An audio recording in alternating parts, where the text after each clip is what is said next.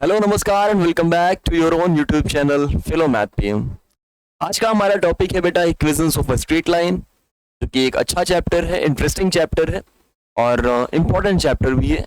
उसका ना सिर्फ ये रीज़न कि इस क्लास में आना है, इस क्लास में क्वेश्चंस अच्छे आते हैं, बल्कि ये चैप्टर आपको आगे भी काम देगा। आप अगर मैथ ले रहे हैं क्लास 11th-12th में, तो ये चैप्टर वहाँ पर भी आपके काम में आता है, क्योंकि इक्वेशंस ऑफ स्ट्रेट लाइन का इक्वेशंस तो पहली बात काम में आएंगी। ये क्वेश्चंस आप देखोगे तो मेंस वगैरह में भी, जेई मेंस वगैरह में भी आप जाओगे तो वहाँ भी ये चैप्टर रहता है, इसके क्वेश्चंस रहते हैं। आगे आपको कॉनिक सेक्शन वगैरह में भी थोड़ी बहुत इनकी जरूरत पड़ेगी। एक इंपॉर्टेंट चैप्टर फ्यूचर के लिए भी होता है आपके लिए, ठीक है। फिलहाल 10th के लिए पढ़ रहे हैं तो 10th के लिए तो जरूरी है ही। तो जल्दी से कॉपी पेन लेके स्टार्ट हो जाइए, बैठ जाइए, जल्दी से पढ़ाई अपनी शुरू कर लीजिए, ताकि क्लासेस को हम लोग आगे बढ़ाएं और पूरी एनर्जी के साथ, पूरे कंसंट्रेशन के साथ बेटा आप अगले 1-1.5 घंटे क्लास को करेंगे, क्वेश्चन को करेंगे और नए नए टर्म्स सीखेंगे, अगर अभी तक आपने नहीं पढ़ा है। और अगर अभी तक आपने पढ़ा हुआ है तो आपके लिए एक वन शॉट रिवीजन हो जाता है। आप जल्दी से रिवाइज कर लेंगे कॉन्सेप्ट्स और उसके बाद आपको कोई दिक्कत नहीं होने वाली, ठीक है।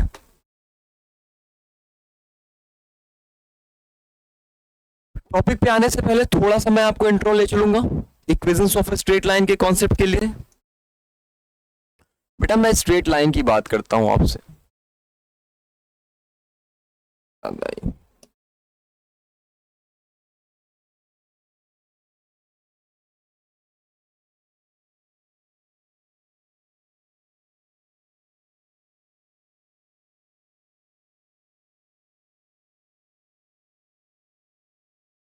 हम लोग क्या बात करते हैं स्ट्रेट लाइन के बारे में। है बड़ा आसान सा चैप्टर, कुछ फॉर्मूले, कुछ कॉन्सेप्ट ध्यान में रखने होते हैं, तो ये चैप्टर काफी इजी हो जाता है बेटा आपके लिए। स्ट्रेट लाइन क्या होता है सबको पता है, एक सीधी सी लाइन, लाइन रे, लाइन सेगमेंट, ये सब आप लोग पहले पढ़ चुके हैं। तो जब हम स्ट्रेट लाइन की इक्वेशन के बारे में बेटा बात करते हैं, तो यहाँ पे छोटे छोटे से कॉन्सेप्ट जो आपके दिमाग में होने चाहिए कि सर स्ट्रेट लाइन है, स्ट्रेट लाइन का इक्वेशन कैसे बनाएंगे। पहली बात तो मैं आपको बता दूं, कोई भी लीनियर इक्वेशन दिया गया हो, जैसे मान लो बेटा एक लीनियर इक्वेशन दिया गया है 3x + 2y, 2 वेरिएबल की बात कर रहा हूं, इक्वल्स टू 5। एक लीनियर इक्वेशन अगर आपको दिया गया है बेटा 2 वेरिएबल्स में, तो आप कोई भी लीनियर इक्वेशन ऐसा जो 2 वेरिएबल्स में दिया हो, उसका यूज करके आप एक स्ट्रेट लाइन बना सकते हैं। एग्जाम्पल कैसे बनाएंगे सर, इसको हम ऐसे लिख लेंगे बेटा, पहले फिर ऐसे लिख सकते हैं। एक छोटा सा टेबल बनाते हैं, अब आपको याद आ गया होगा, आपने इस तरीके से किया हुआ है। स्ट्रेट लाइन की इक्वेशन भले नहीं निकाली है, लेकिन आप लोगों ने इक्वेशंस में ऐसा किया हुआ है लाइन बनाने के लिए, वही चीज है। तो आप यहाँ पर x और y की वैल्यू, x की वैल्यू पुट करते जाएंगे, y की वैल्यू बेटा मिलती जाएगी। 3-4 कोऑर्डिनेट्स आप निकाल लेंगे, हालांकि 2 मिनिमम जरूरत होती हैं। तो जब आपके पास कोऑर्डिनेट्स होंगे तो आप उनका यूज करके एक लाइन बना देंगे और वो स्ट्रेट लाइन बन जाएगी। तो बहुत सिंपल सा कॉन्सेप्ट था कि सर कोई भी ऐसा इक्वेशन दिया गया हो, तो क्या हम जनरल में लिखना हो तो क्या लिखेंगे बेटा, जनरल में इसी चीज को लिखना हो तो आप बोलोगे कि linear equation in 2 variables. Simple सी बात है कि ax + by + c = 0 के फॉर्म में दिया गया हो, तो बड़े आराम से same equation of straight line के टर्म में ला सकते हैं, इक्वेशंस बना सकते हैं यहाँ से। हालांकि अभी मैं आपको अलग अलग कॉन्सेप्ट सिखा रहा हूँ कि कैसे स्ट्रेट लाइन के इक्वेशंस बनाए जाएंगे, तो एक एक करके आप चीजों को समझेंगे बेटा। सबसे पहले मैं बात करने वाला हूँ इंक्लिनेशन। इंक्लिनेशन क्या होता है, जैसा कि आपको पहले से ही पता है, मैंने पहले ही इन्फॉर्म किया है कि वन शॉट सीरीज है, तो यहाँ पर हम लोग वो सारी चीजें कवर करने की कोशिश करेंगे एक ही क्लास में, जो आपके लिए, आपके एग्जाम के लिए इंपॉर्टेंट है और जिन चीजों की आपको जरूरत पड़ने वाली है। तो आपको भी थोड़ा सा एनर्जेटिक होके बैठना है, थोड़ा सा स्पीड से चीजों को सॉल्व करना है, ताकि अच्छे से आपको कॉन्सेप्ट समझ में आता चले। एक क्लास में बेटा हम चीजों को रिकैप कर सकते हैं, हम सारी चीजों को पढ़ नहीं सकते, ये चीज दिमाग में रखिएगा। तो आपने पढ़ा हुआ है तो आपका रिकैप हो जाएगा। हालांकि जिस बच्चे ने नहीं पढ़ा हुआ है, मैं उसको भी बार बार बोल रहा हूँ कि मैं जीरो से चीजों को लेके चल रहा हूँ। तो अगर आप पूरी वीडियो अच्छे से देखेंगे और इसके बाद खुद से प्रैक्टिस कर लेंगे तो आपका काम हो जाएगा। इंक्लिनेशन क्या होता है बेटा, इंक्लिनेशन होता है एंगल। कैसा एंगल, जैसे एक एक्स एक्सिस आपने बना दिया, एक वाई एक्सिस बना दिया आपने। बेटा जब आप कोई लाइन बनाओगे, जब भी आप कोई लाइन बनाओगे एक्स एक्सिस से यानी हॉरिजॉन्टल एक्सिस से एंटी क्लॉकवाइज चलने पर जो एंगल बनेगा उसी को हम इंक्लिनेशन बोलेंगे। क्या? एंगल फॉर्म्ड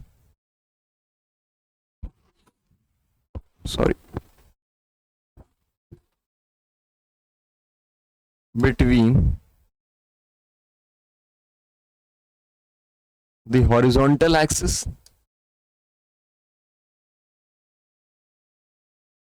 जो बेटा हॉरिजॉन्टल एक्सिस होती है एक्स एक्सिस, और जिस लाइन में निकालना है आपको उस लाइन के बीच में जो एंगल बनेगा, ध्यान रखने वाली क्या बात होती है सर, ये एंटी क्लॉकवाइज बनता है। बेटा आप क्लॉकवाइज जाके मत बनाइएगा, वो गलत हो जाता है। आपको हमेशा कैसा एंगल लेना है? Anti clockwise. एग्जाम्पल के लिए गलती कब होगी? जैसे ये एक्स एक्सिस था, अब आपने एंगल यहां से ले लिया बेटा तो गलत हो जाएगा, ये क्लॉकवाइज चल दी है आप।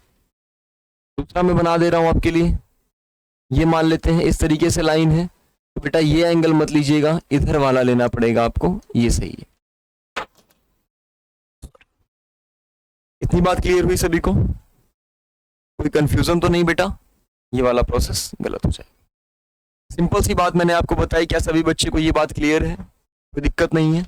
आगे बढ़े। तो ये इंक्लिनेशन के बारे में जानना है बच्चे में। इंक्लिनेशन मतलब थीटा से हम जनरली डिनोट कर लेते हैं, ठीक है।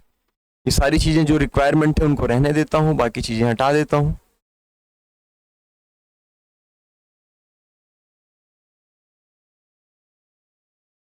इंक्लिनेशन को बेटा हम लोग थीटा से डिनोट कर देते हैं। दूसरा, आप बेटा स्टडी करते हो स्लोप के बारे में, इस चीज को अच्छे से समझिएगा।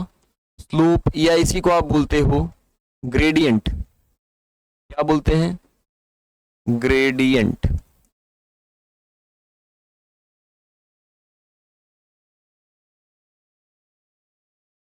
ध्यान से समझेंगे, ग्रेडियंट या स्लोप क्या होता है बेटा, इसको जनरली हम एम से डिनोट करते हैं और इसको हम लिखते हैं टैन थीटा, यानी हम लोग इसको टैन थीटा के कॉन्सेप्ट से निकाल लेते हैं। टैन थीटा से कैसे निकालेंगे सर? मान लो ये स्लोप आपको निकालना है बेटा, तो परपेंडिकुलर ड्रॉ कर सकते हो, ये बेस है ही, तो टैन थीटा का कॉन्सेप्ट यूज करके आप निकाल सकते हो। यानी कि जब जब स्लोप आपको निकालना है, जब जब आपको ग्रेडियंट निकालना है, तो आपको क्या फॉर्मूला यूज करना है? m is equals to tan theta. Tan theta आपको पता ही है बेटा क्या होता है? Perpendicular upon. क्लियर बात? कोई दिक्कत नहीं? आगे बढ़ा जाए, थोड़ा सा जल्दी जल्दी से आप कॉन्सेप्ट को सीखते चलेंगे। अगला जो कॉन्सेप्ट बेटा आपको सीखना है वो अब इक्वेशंस पे आ जाते हैं हम लोग। हमने बेसिक टर्म्स जान लिए, अब हम लोग एक एक करके हर टाइप का इक्वेशन सीखेंगे। Equation of a line with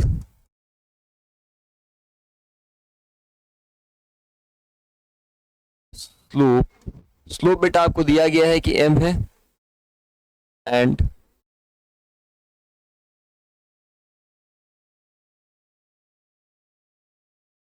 एक बेटा इंटरसेप्ट के बारे में बात की जा रही है जिसको c दिया गया है।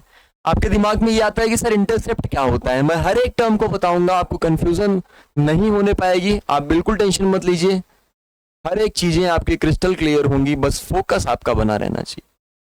बस एक चीज मांग रहा हूं, आपका कंसंट्रेशन, आपका फोकस। बाकी चीजें मेरी जिम्मेदारी है, मैं आपको हर एक चीजें क्लियर कराता चलूंगा। इवन आपके दिमाग में वो डाउट आएगा उसके पहले मैं उस चीज को आपको क्लियर कराऊंगा, ठीक है। पूरा आराम से रिलैक्स होकर पूरी वीडियो देखिए, पूरा चीजों को समझिए और क्लास साथ साथ करते चलिए। Equation of a line with slope m and an intercept c। Intercept क्या होता है सर? जैसे मान लो कोई लाइन आपने बनाया बेटा, अब ये y एक्सिस पर x एक्सिस पर एक पॉइंट पे कट करेगी ना, इसको जिस पॉइंट पे कट करती है बेटा उसे को इंटरसेप्ट बोल दिया जाता है। ये यहां पर कट कर रही है ना, तो ये y intercept, sorry x intercept हो गया। y एक्सिस को कट करेगी तो बेटा क्या बोलेंगे? y intercept. समझ रहे हैं? ये y इंटरसेप्ट हो जाता है, ये क्या हो जाता है बेटा? x वाला इंटरसेप्ट। तो इस तरीके से इंटरसेप्ट आप समझेंगे। तो अगर कभी बेटा आपको ये दिया गया हो कि स्लोप m है और इंटरसेप्ट c है, तो आप क्या करेंगे? आपके पास इक्वेशन बनाने का क्या तरीका है sir? y is equals to mx plus c। ठीक है, कोई कंफ्यूजन तो नहीं? इजी है, तो आप इसको अपने दिमाग में बैठा के रखेंगे। ठीक है, एक एक कॉन्सेप्ट हम लोग सारे समझेंगे। दूसरा तरीका क्या है बेटा, ये पहला हो गया मान लो।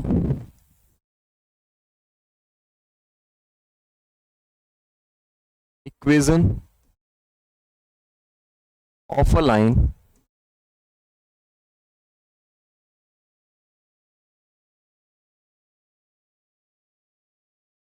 Passing through. मान लो बेटा एक पॉइंट दिया गया है ए बी, बोला गया कि इस पॉइंट के थ्रू लाइन पास हो रही है, या एक्स वाई लिख लेते हैं और इजी हो जाएगा, आपने उसी टर्म में पढ़ा हुआ है। एक्स वाई एक कोऑर्डिनेट है जिसके थ्रू एक लाइन पास हो रही है, और इसका स्लोप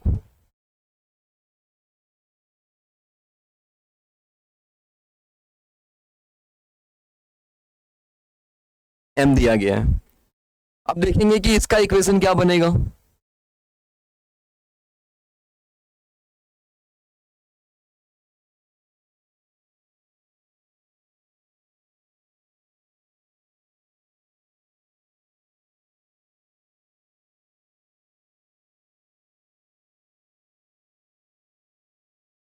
x1 y1 रख लेते हैं, अदरवाइज कंफ्यूजिंग होगी आपको।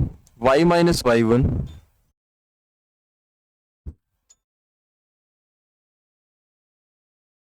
बेटा ये क्या बन जाएगा,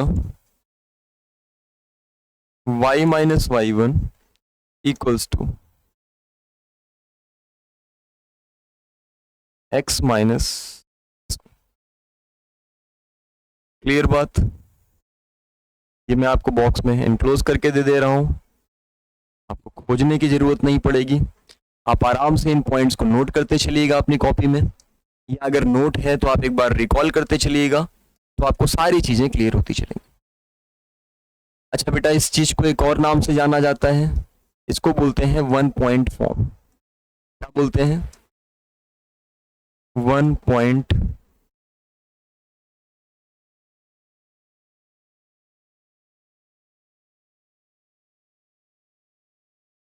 इसको बोला जाता है वन पॉइंट फॉर्म। इसको भी सर एक नाम से जानते हैं, किस नाम से जानते हैं बेटा, इसको बोलते हैं स्लोप इंटरसेप्ट फॉर्म। स्लोप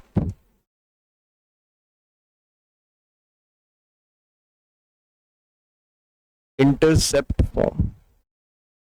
ठीक है, अब आ जाते हैं तीसरे इक्वेशन पे। ये बेटा तीसरा इक्वेशन कब यूज करेंगे हम लोग, जब आपके पास क्या दिया गया हो, दो पॉइंट्स दिए गए हो। इसको क्या नाम देते हैं, मैं शॉर्ट में लिख रहा हूं, two point form. Two point form क्या होता था सर, अगर आपको दो एक पॉइंट्स दिए गए हों, जैसे मान लो मैंने बोला कि एक पॉइंट दिया गया है x1 y1,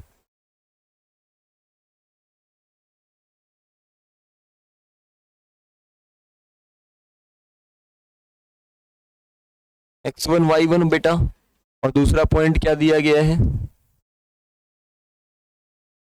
x2 y2। ये दो कोऑर्डिनेट्स आपको पहले दिए गए हैं एक लाइन के, तब इक्वेशन क्या बनाते हैं बेटा, y minus y one, y2 minus y one upon x2 minus x1, और बेटा ब्रैकेट में फिर x माइनस x1। ये कंडीशन कब लगेगी, जब सर आपके पास दो पॉइंट दिए गए हों, तब के केस में आप टू पॉइंट फॉर्म लगाते हैं, और टू पॉइंट फॉर्म का ये। बेटा हम लोगों ने कितनी चीजें डिस्कस किया, हम लोगों ने सबसे पहले लास्ट पेज पे अगर आप ध्यान से देखोगे तो हम लोगों ने इंक्लिनेशन के बारे में देखा है। इंक्लिनेशन का मतलब होता है थीटा, जो एक्स एक्सिस से कोई लाइन एंगल बना रही होती है एंटी क्लॉकवाइज डायरेक्शन में। स्लोप के बारे में हम लोगों ने देखा, स्लोप का मतलब सर एम से रिप्रेजेंट किया जाता है, और एम का मतलब होता है बेटा tan थीटा। आगे बढ़ते हैं, हम लोगों ने देखा equation of a straight line, जब एक पॉइंट दिया गया हो, जब केवल स्लोप और इंटरसेप्ट दिया गया हो, और जब दो पॉइंट्स दिए गए हो। इतनी चीजें क्लियर हुई आपके दिमाग में। अच्छा एक छोटी सी चीज मैं आपको और ऐड करा दूं कि स्लोप क्या होता है सर, ये कलर विजिबल तो है जी।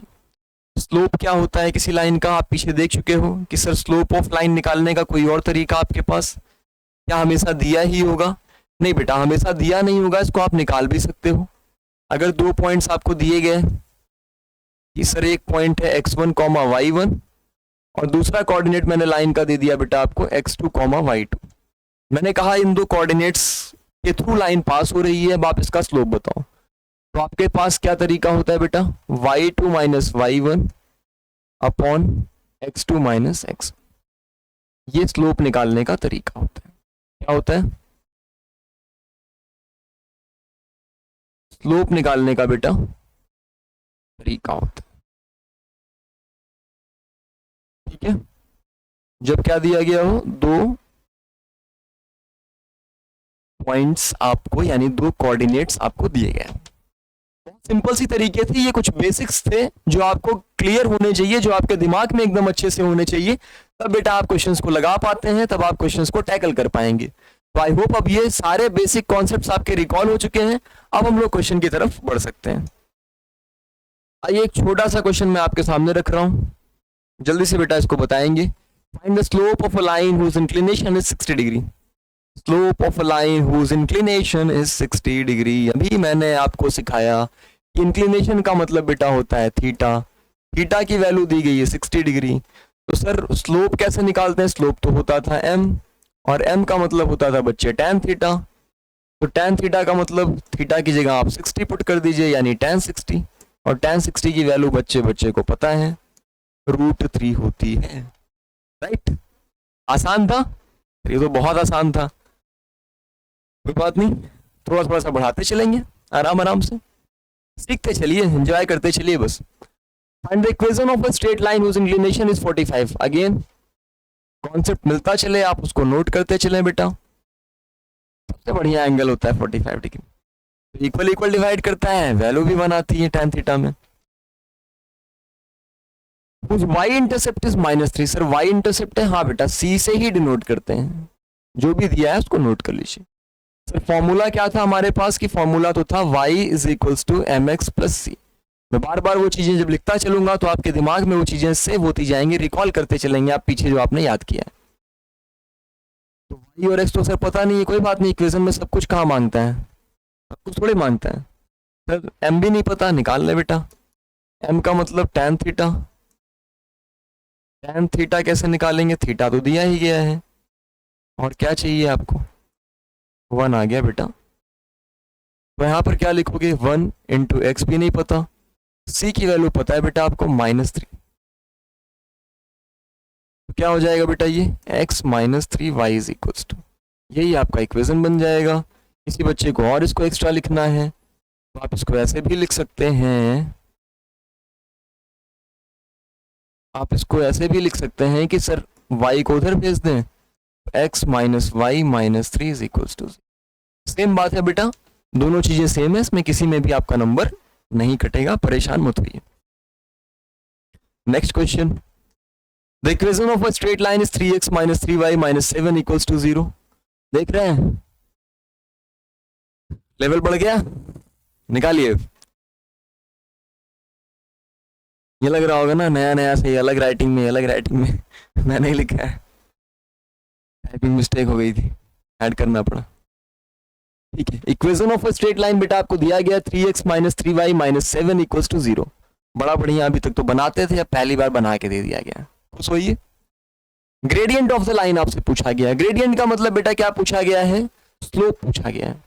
अब मैं आपको सिखाता हूं कैसे निकालते हैं ऐसे question. 3x minus 3y minus 7 equals to 0, पहला पार्ट कर रहे हैं बेटा। मैंने क्या पढ़ाया आपको कि स्लोप जो होता है वो y is equals to m x plus c के फॉर्म में होता है, इसी फॉर्म में होता है ना बेटा। तो आप y के इक्वल्स में सब कुछ भेजना शुरू करिए। मान लो मैंने 3y क्योंकि माइनस में उधर भेज दिया, तो बेटा ये क्या बच जाएगा? 3y इज इक्वल्स टू, यहां पर तो जो है एज इट इज रह जाएगा, फिर 3x माइनस 7। y की वैल्यू क्या आ जाएगी बच्चे? 3, y की वैल्यू आ जाएगी 3/3, अरे यार -7/3। कोई दिक्कत? 3 से 3 कट गया, x माइनस 7/, ये किसके बराबर आ गया, y के बराबर। अगर आप इसको कंपेयर कर दो इससे, y is equals to m x plus c, तो m की जगह पे क्या आ रहा है बेटा, m की जगह पे 1 आ रहा है, यानी ग्रेडियंट आपका यही हो गया जो स्लोप होता है, m की वैल्यू क्या आ गई 1। पहली बात क्लियर, एकदम कॉन्सेप्ट क्लियर। अब आ जाओ दूसरी बात पे, inclination of the line. Inclination कैसे निकालते हैं बेटा, इंक्लिनेशन के लिए मैंने बोला थीटा निकालना होता है। सर m इक्वल्स टू 1 दिया गया है, मतलब tan थीटा की वैल्यू 1 दी गई है बेटा, और tan थीटा की वैल्यू 1 कब होती है, अभी मैंने आपको बताया भी, आपसे पूछा भी, 45 डिग्री पे होती है। तो सर थीटा कितना हो जाएगा, थीटा हो जाएगा बेटा 45 डिग्री। दूसरा पार्ट हो गया, बड़े आसान आसान से सवाल थे। आ जाइए तीसरे पार्ट पे, आपसे पूछा गया है y intercept of the line. Sir x है वाई इंटरसेप्ट, तो आपने बताया कि सी जो होता है वही होता है, तो ठीक है बेटा, सी की वैल्यू क्या है, इक्वेशन तो आपको ऐसे मिली ना, x माइनस 7/3, तो सी की वैल्यू यहां से क्या मिली, माइनस में 7/3, यही बेटा आपका इंटरसेप्ट होगा। क्लियर बात, कोई कंफ्यूजन रखने की जरूरत नहीं है, आप एक एक चीजें आपको क्रिस्टल क्लियर होती जाएंगी। मैंने स्टार्टिंग में बोला, मैं अगेन रिपीट कर रहा हूं, आप बस अपना फोकस यहां पर बनाकर रखिएगा, चीजों को आप सीखते चलिएगा। क्वेश्चन नंबर 4 थोड़ा सा जल्दी जल्दी से आप करते चलेंगे तो ज्यादा से ज्यादा क्वेश्चन हम लोग कर पाएंगे। इक्वेशन ऑफ अ लाइन बेटा L1 की दी गई है, y is equals to 4। L1 का मतलब बेटा ये line, y is equals to 4, इसकी इक्वेशन दी गई। मतलब बच्चे मुझे एक चीज तो क्लियर हो गया कि यहाँ पर y एक्सिस पर क्या कोऑर्डिनेट रहा होगा, एक बात तो क्लियर होगी, बहुत अच्छे। Right the slope of line L2 if L2 is the bisector of angle O। बेटा O क्या होता है, ओरिजिन, और x और y एक्सिस के बीच में कितना एंगल बनता है, 90 डिग्री का। मतलब बच्चे ये बात तो आपको पता है कि सर ये तो 90 डिग्री होता है, तो मैंने कहा ये OP जो है, ये बोला गया है कि O बाइसेक्टर का, सॉरी O का बाइसेक्टर है L2, तो बेटा बाइसेक्टर है तो ये एंगल कितना हो जाएगा, 45 डिग्री हो जाएगा ना। बाइसेक्टर का मतलब दो इक्वल पार्ट में डिवाइड करना ही तो होता है, तो पहला पार्ट तो इतना इजी था कि कुछ करने की जरूरत ही नहीं लगी हमें। Slope of line L2, slope of L2 क्या हो जाएगा बेटा, tan 45। क्यों tan 45, क्योंकि मैंने अभी आपको सिखाया है कि ये बाइसेक्टर है, तो आप थोड़ा सा रीजन लिख दोगे, since L2 is the bisector of O, therefore angle L2x is equals to 45 degree. छोटा सा आप पॉइंट लिख दो, ठीक है। तो tan 45 का मतलब बेटा क्या हो जाएगा, 1, यानी आपको स्लोप ऑफ L2 मिल गया, ठीक है। क्लियर बात। अब आ जाओ दूसरे पार्ट पे, right the coordinates of the point P। P का कोऑर्डिनेट लिखना है बेटा, क्या पता है आपको P का कोऑर्डिनेट, ये कोऑर्डिनेट तो नहीं पता, अब दिक्कत हो जाएगी आपके लिए। अच्छा एक चीज मैंने आपको बताया, यहाँ पर y वाला पॉइंट तो 4 है, लेकिन x वाला बिना निकाले हम निकालेंगे कैसे पूरा कोऑर्डिनेट, तो ये एक समस्या है आपके लिए। अब इसको सॉल्व कैसे करेंगे, सर इस लाइन के बारे में थोड़ी बहुत इंफॉर्मेशन अगर मुझे इंटरसेक्शन से निकाल पाऊँ तो भी काम हो सकता है, तो ज़्यादा इंफॉर्मेशन यहाँ पर आपको दी नहीं गई है, y की वैल्यू 4 दी गई है, बाइसेक्टर दिया गया है। अच्छा अच्छा अच्छा अच्छा, एक छोटा सा काम आप कर लेंगे बेटा, ये क्वेश्चन बहुत इजी हो जाएगा आपके लिए। वो छोटा सा काम है, अलग कलर से कर देना,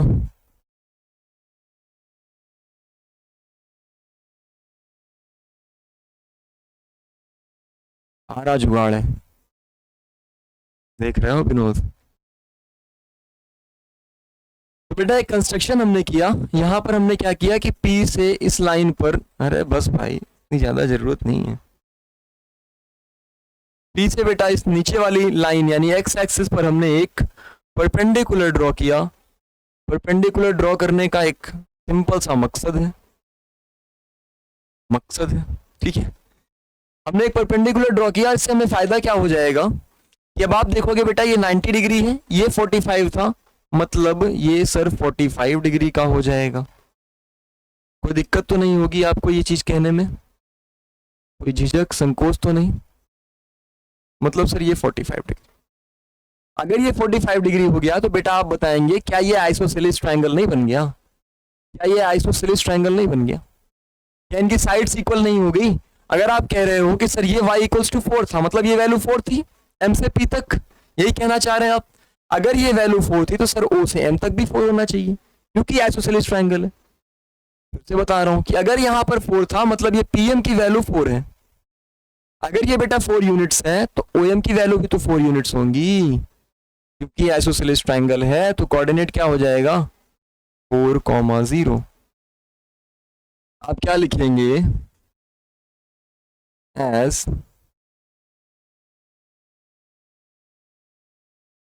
PM इज परपेंडिकुलर टू बेटा OM है, तो OPM एक आइसोसेलेस ट्रायंगल हो गया।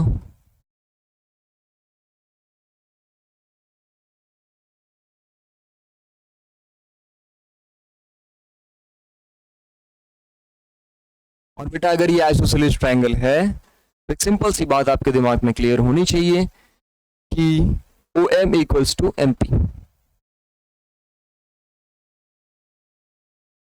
OM की वैल्यू किसके बराबर हो गई? MP के। देयरफॉर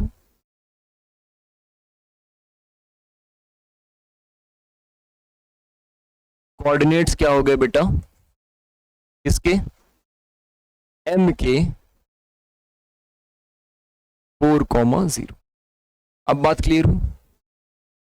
फिर कोऑर्डिनेट्स भी पॉइंट P के आ गए। अभी कहाँ आ गए? अभी तो M के निकाले हैं। अब बेटा अगर ये 4,0 हो गया तो मुझे बताएंगे P का क्या हो जाएगा? Sir 4,4।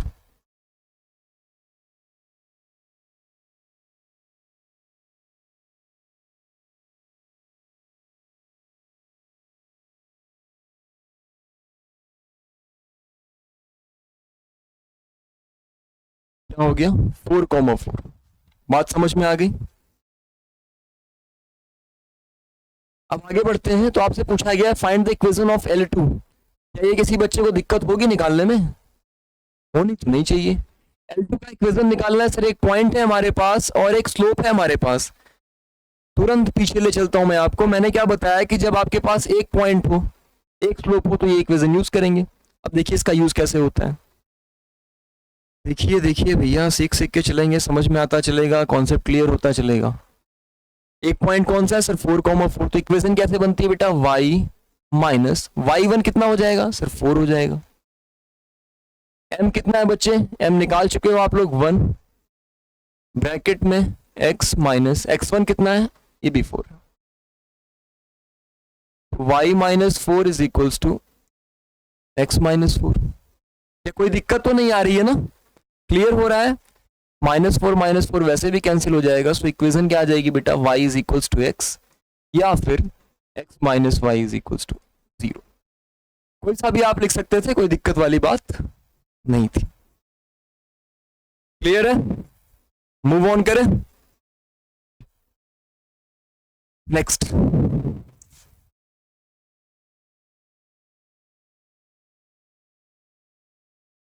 Slope of a line joining P and Q is 1/2, find K। बेटा अभी आपको मैंने तरीका सिखाया कि जब दो पॉइंट्स दिए गए हों तो स्लोप निकालने के लिए कुछ मत करिए, सिंपल से इतनी चीज रख दीजिए कि y2 minus y one upon x2 minus x1। बेटा ये क्या x1 y1 नहीं दिया गया है? इसको हम x2 y2 नहीं मान सकते? मान सकते हैं। तो क्या दिक्कत है? y2 माइनस y1 आप बताएंगे क्या आएगा? 3 माइनस के। x2 माइनस x1 क्या आएगा बेटा? 1 माइनस 3 के। देखो x2 है,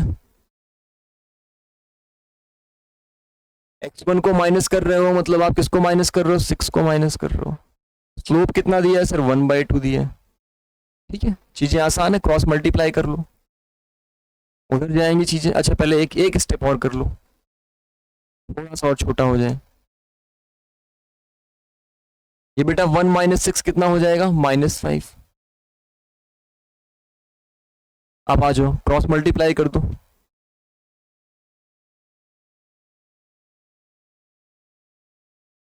-5 -3 के इक्वल्स टू बेटा 2 3 6 माइनस 2k। आपने क्या करना है, 3 को मान लो उधर भेज दिया, 6 को इधर भेज दिया, तो -5 minus 6 equals to -2k plus 3k। यहाँ से बेटा k आ जाएगा और यहाँ से माइनस में 11 आ जाएगा, तो k की वैल्यू बड़े आराम से आपको मिल गई -11। ठीक है, क्लियर बात। अब आपसे बोला गया mid point of P Q using value of k found in first. अब मुझे बताइए p क्या हो जाएगा और q क्या हो जाएगा। अगर आपको k की वैल्यू मिल गई तो p का कोऑर्डिनेट क्या हो जाएगा बेटा, 6 माइनस में 11, और q की वैल्यू क्या हो जाएगी बच्चे, क्योंकि 1 माइनस 3 के बोला गया, मतलब 1 माइनस 3 और k की वैल्यू बेटा माइनस में 11 है। तो अगर आप इसको सॉल्व करेंगे तो क्या आ जाएगा, -33, ये माइनस ऑलरेडी लगा हुआ है तो 33 प्लस में आ जाएगा, और 1 प्लस 33 तो क्या बेटा हो जाएगा 34,3। तो आपको P और Q दोनों पता चल गया। अब जब P और Q आपके पास पता है तो आपसे मिड पॉइंट निकालने के लिए बोला गया है। मिड पॉइंट का फॉर्मूला आप लोगों ने सेक्शन फॉर्मूले में पढ़ा है, इसके पहले वाले चैप्टर में।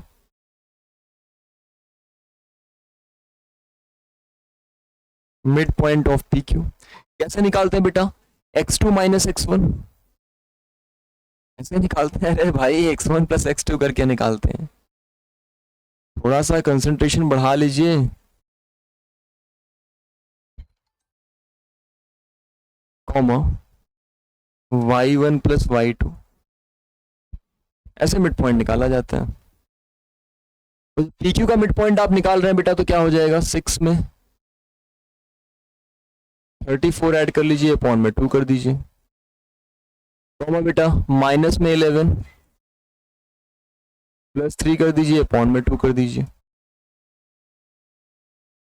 6 प्लस 34 कितना होता है बेटा, 40 होता है, 40/2 करेंगे तो 20 आ जाएगा। -11 प्लस 3 कितना हो जाएगा, -11 प्लस 3, अगर कंफ्यूजन है मैं इसको साफ साफ लिख दे रहा हूं, -11 प्लस 3 -8, और -8/2 करेंगे बेटा कितना आएगा, माइनस में। ये आपका फाइनल आंसर। क्लियर हुआ, बोर तो नहीं हो रहे हैं आप लोग, सारी चीजें समझ में आती चल रही है ना, और छोटे छोटे से पॉइंट्स हैं, इंपॉर्टेंट हैं, आराम से समझते चलिए, क्लियर होता चलेगा। एंजॉय करिए पढ़ाई को, बोरिंग समझ के बिल्कुल मत करिए। मैं बार बार बोलता हूँ, पढ़ाई हमेशा एंजॉय करके की जाती है। ठीक है, एक बहुत फेमस लाइन आप लोगों ने सुनी हुई है ना, कि जो काम आपको पसंद होता है आप वो तो करते ही करते हो। ठीक है, doing what you like is a simple thing, liking what you do is something extraordinary और something that makes you successful. जो आपको पसंद होता है बेटा वो तो आप करते ही हो, बट जो आप कर रहे हो उसको आप पसंद करो तो आप उस काम को भी अच्छे से कर लेते हो, वो बड़ी चीज होती है। ठीक है, तो फोकस उन चीजों पे रहिए, काम को लगातार अपने जो भी है उनको करते रहिए, टाइम टू टाइम करिए, और थोड़ा सा खाते पीते रहिए ताकि एनर्जेटिक बने रहें। Find points A B C are collinear. Collinear क्या होता है, कोलिनियर क्या होता है बेटा, कोलिनियर का मतलब होता है एक ऐसी लाइन इस पर कई पॉइंट्स अगर लाई कर रहे हैं, ये पॉइंट्स बोले जाएंगे कोलिनियर। टू और more points lying on a straight line is known as collinear. या सेम स्ट्रेट लाइन आप बोल लो, दो या दो से ज्यादा पॉइंट जो सेम स्ट्रेट लाइन पे लाई करते हैं उन पॉइंट्स को हम कोलिनियर पॉइंट बोलते हैं। क्लियर हुई बात। अब आ जाओ, आपको प्रूफ करना है कि सर ये कोलिनियर है, कैसे प्रूफ करें, कैसे प्रूफ करें सर, ये तो बड़ा डिफिकल्ट सवाल आपने दे दिया, बड़ा डिफिकल्ट है। बेटा मैंने अभी आपको सिखाया कि अगर दो लाइंस दी गई हों, दो लाइंस का दो कोऑर्डिनेट्स दिए गए हों तो आप उस लाइन का इक्वेशन निकाल सकते हैं। ठीक है, निकालते हैं, निकालते हैं बेटा। इक्वेशन ऑफ ए बी कैसे सिखाया था आपको अभी, y माइनस y1, फॉर्मूला लिख देता हूं पहले मैं आपके सामने। ये तो स्लोप का होता है, चाहे तो आप पहले स्लोप निकाल के फिर पुट कर दो, और चाहे तो आप डायरेक्ट ही सॉल्व कर लो। अब बेटा ध्यान से देखिएगा, ये आपका x1 और y1 है, ये आपका x2 और y2 है। तो जब मैंने कहा y माइनस y1 बताओ, तो मुझे आप क्या बताओगे सर, y माइनस 3 y2 माइनस y1 बताइए मुझे। 4 माइनस 3 बेटा 1 आ जाएगा। x2 माइनस x1 मैंने पूछा तो 7 में से माइनस करना है 2a माइनस 2। भाई x2 ये था, x1 ये था, क्योंकि माइनस का साइन होता है तो साइन अपने आप चेंज हो जाएंगे। x माइनस x1 कर लीजिए, x माइनस 4। क्लियर हुई बात? सॉरी सॉरी, x1 करना है, x माइनस x1, ये तो बड़ा ब्रैकेट बनाना पड़ जाएगा।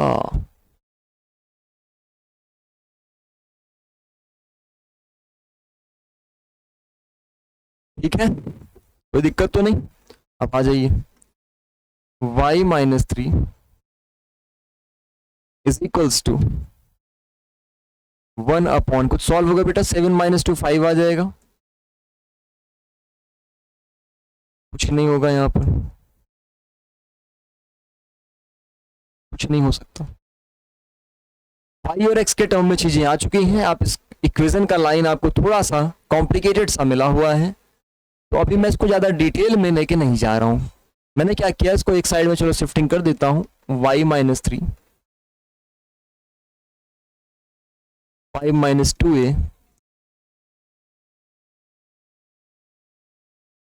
कुछ ऐसा इक्वेशन बन रहा है बेटा। मैं बहुत डिटेल में इसको ओपन करना नहीं चाह रहा हूँ, ठीक है। आप हालांकि ओपन कर सकते हैं अगर जरूरत है, या चलो अगर आपका मन है तो कर लेते हैं, हालांकि कोई रिक्वायरमेंट ऐसा सच होती नहीं। तो बेटा ये क्या हो जाएगा, रख के वैल्यू कर लो, कोई दिक्कत वाली बात नहीं है सच।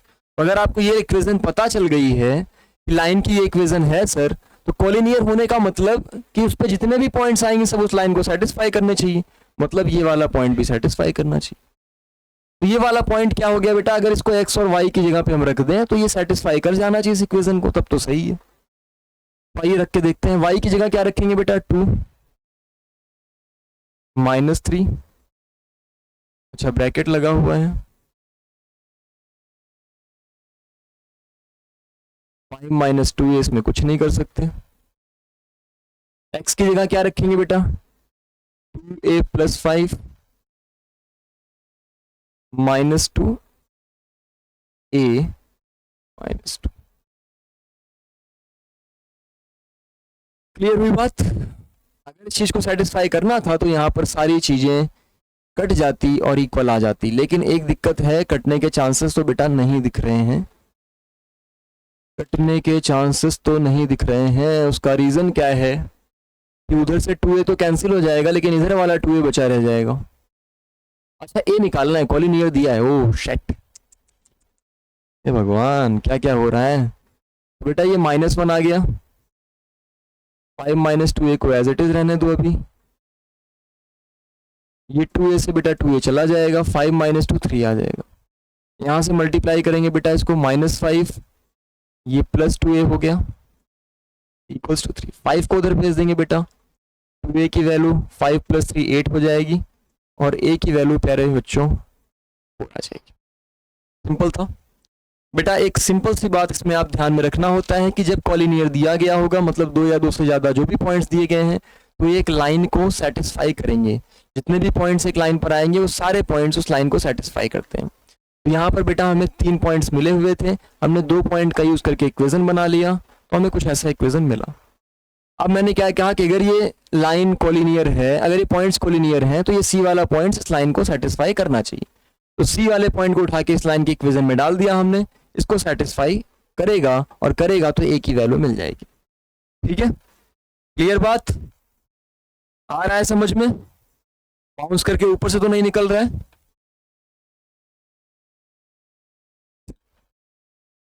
A straight line passes through the points this and this. It intersects the coordinate axis as point A and B. वाह वाह वाह, क्या बात है बेटा। बोला ये कि स्ट्रेट लाइन है जो पॉइंट्स P और Q से होके पास हो रही है, वो कोऑर्डिनेट एक्सिस को A और B पे कट कर रही है। कमाल की बात है, फिगर आपको दिया नहीं है, आपको बनाना है। आधा काम तो फिगर बनाते ही हो जाता है।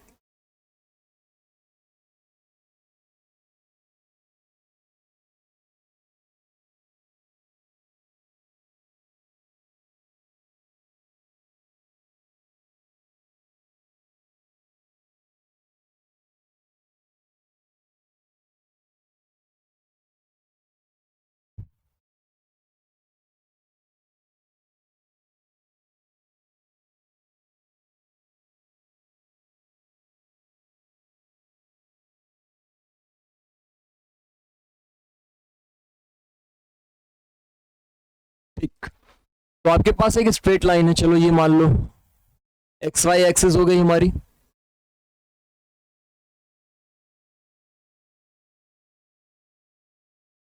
ठीक, पॉइंट पी और क्यू कहीं पर है बेटा इसी लाइन पे, मान लेते हैं ये पॉइंट पी है।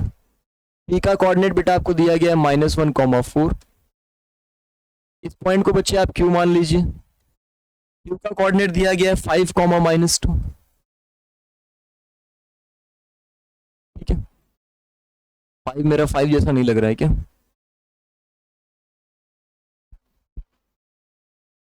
अरे यार,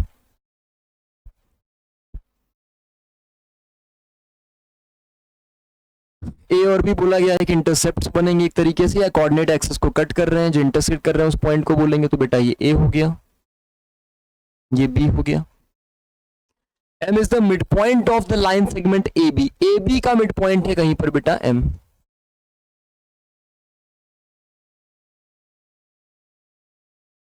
ए बी का मिड पॉइंट हो गया कहीं पर, मतलब हमें ए एम और बी एम की वैल्यू इक्वल दी गई है। ठीक है,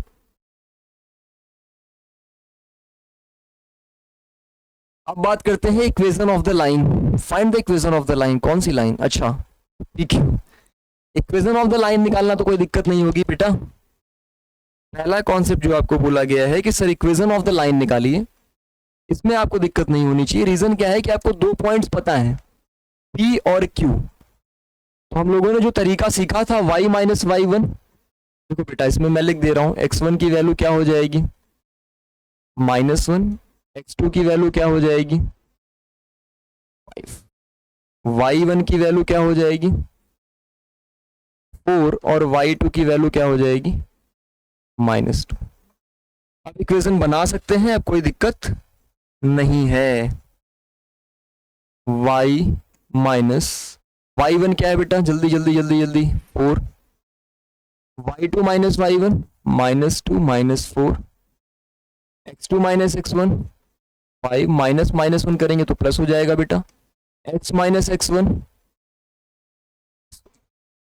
कोई कंफ्यूजन तो नहीं?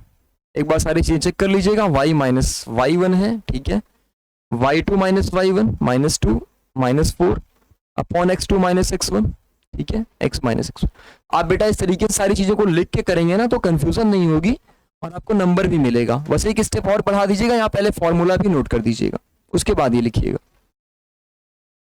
तो सर y -4 यहां से रहने देंगे, -2 -4 माइनस में 6 अपॉन में 6 x + 1। तो ये बेटा -1 आ जाएगा, x + 1, यानी कि sir y -4 is equals to हो जाएगा माइनस में x माइनस में 1। ठीक है, इधर ले आ लेंगे बेटा, तो ये हो जाएगा y + x, और -4 है इधर ऑलरेडी, 1 आएगा इधर, तो -4 + 1 कितना हो जाएगा बेटा -3। ये आपका लाइन का इक्वेशन बन गया।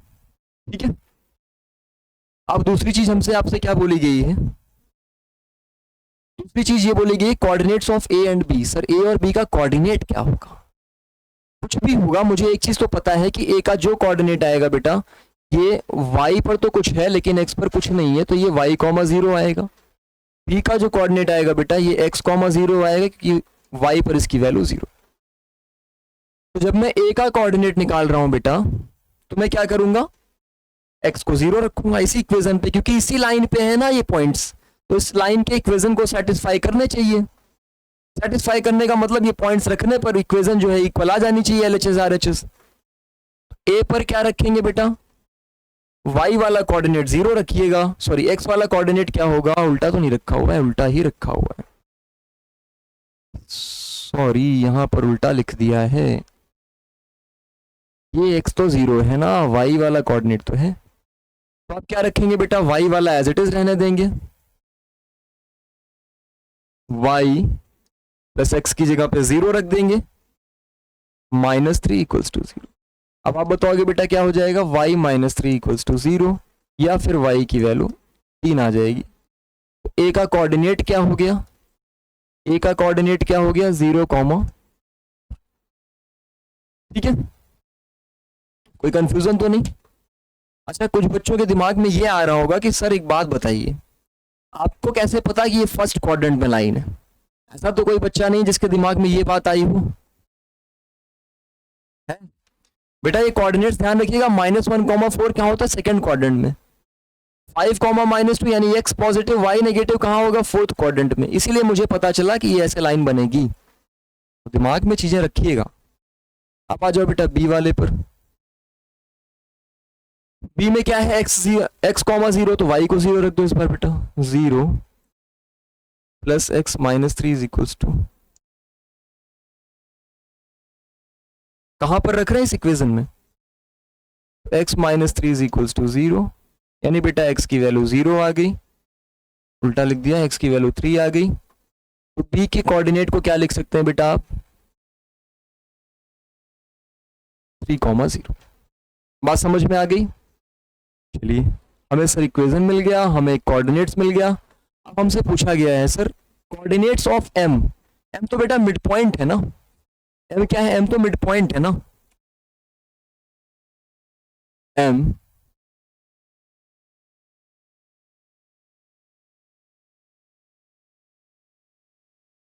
Is mid point of AB। तो मिड पॉइंट फॉर्मूला लगा दीजिए बेटा, m का कोऑर्डिनेट निकल जाएगा, m के कोऑर्डिनेट को मान लो मैं x, y मान ले रहा हूँ, उसके कोऑर्डिनेट को निकालना कितना इजी है आप देखिए। हम लोगों ने अभी फॉर्मूला पढ़ा था मिड पॉइंट का कि x1 + x2/2, कॉमा बेटा y1 + y2/2, यही फॉर्मूला पढ़ा था आपने। अब देखिए x1 + x2 करेंगे बेटा तो 3 आ जाएगा /2, y1 + y2 करेंगे फिर 3/2 आ जाएगा। तो ये हो गया m का कोऑर्डिनेट। x1 x2 यहीं से मिल रहे हैं कोऑर्डिनेट्स, ध्यान रखिएगा। क्लियर हुआ? तो समझ में आ गया क्या करना था। आगे बढ़ते हैं। आगे ना आपको एक फिगर दिया गया है। अच्छा, स्क्रीनशॉट अगर किसी बच्चे ने ना लिया हो तो आप ले सकते हैं बेटा, ताकि आप बाद में भी इस चीज को देख सकें। क्वेश्चन नंबर 8 में बोला गया है बेटा, in that joining figure ABC एक ट्राइंगल है, BC पैरेलल टू Y है। देखिए सब कुछ आपके सामने इंफॉर्मेशन लिखी गई है। आपसे A का कोऑर्डिनेट पूछा है। बेटा क्या A का कोऑर्डिनेट आप फिगर में देख के नहीं बता सकते थे? तो हर बच्चा बता लेगा कि सर x पे 4 है, y पे 0। कोई दिक्कत नहीं थी, पहला वाला पार्ट आपका ऐसे ही हो गया। फाइंड द लेंथ, हालांकि आप लिख के दिखाइएगा coordinates of A 4,0। Find the length of AB and AC। AB की लेंथ निकालनी है बेटा। डिस्टेंस फॉर्मूला कितने लोग को नहीं पता है? डिस्टेंस फॉर्मूला कितने लोग को नहीं पता है? x2 - x1 का whole square plus y2 - y1 का होल स्क्वायर, ये होता है बेटा डिस्टेंस फॉर्मूला। इसको अंडर रूट में भी डालना पड़ता है, समझ गए? तो आ जाइए डिस्टेंस फॉर्मूला निकालते हैं रख के।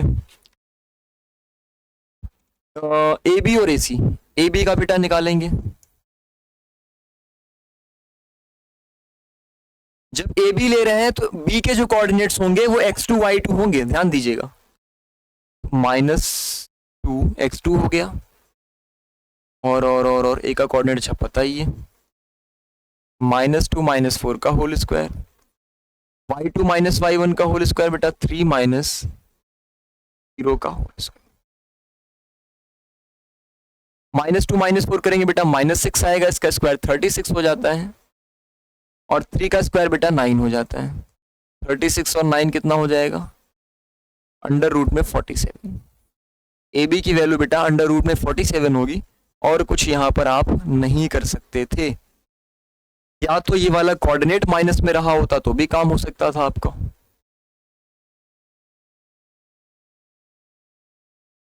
x2 - x1 तो फिर तो कुछ नहीं हो सकता, 6 ही आएगा।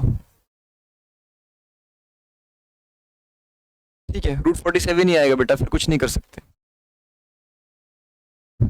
और कोई ऑप्शन तो नहीं है, एक बार चेक कर लीजिए कि कहीं ऐसी कोई दिक्कत तो नहीं लग रही है कोऑर्डिनेट्स में।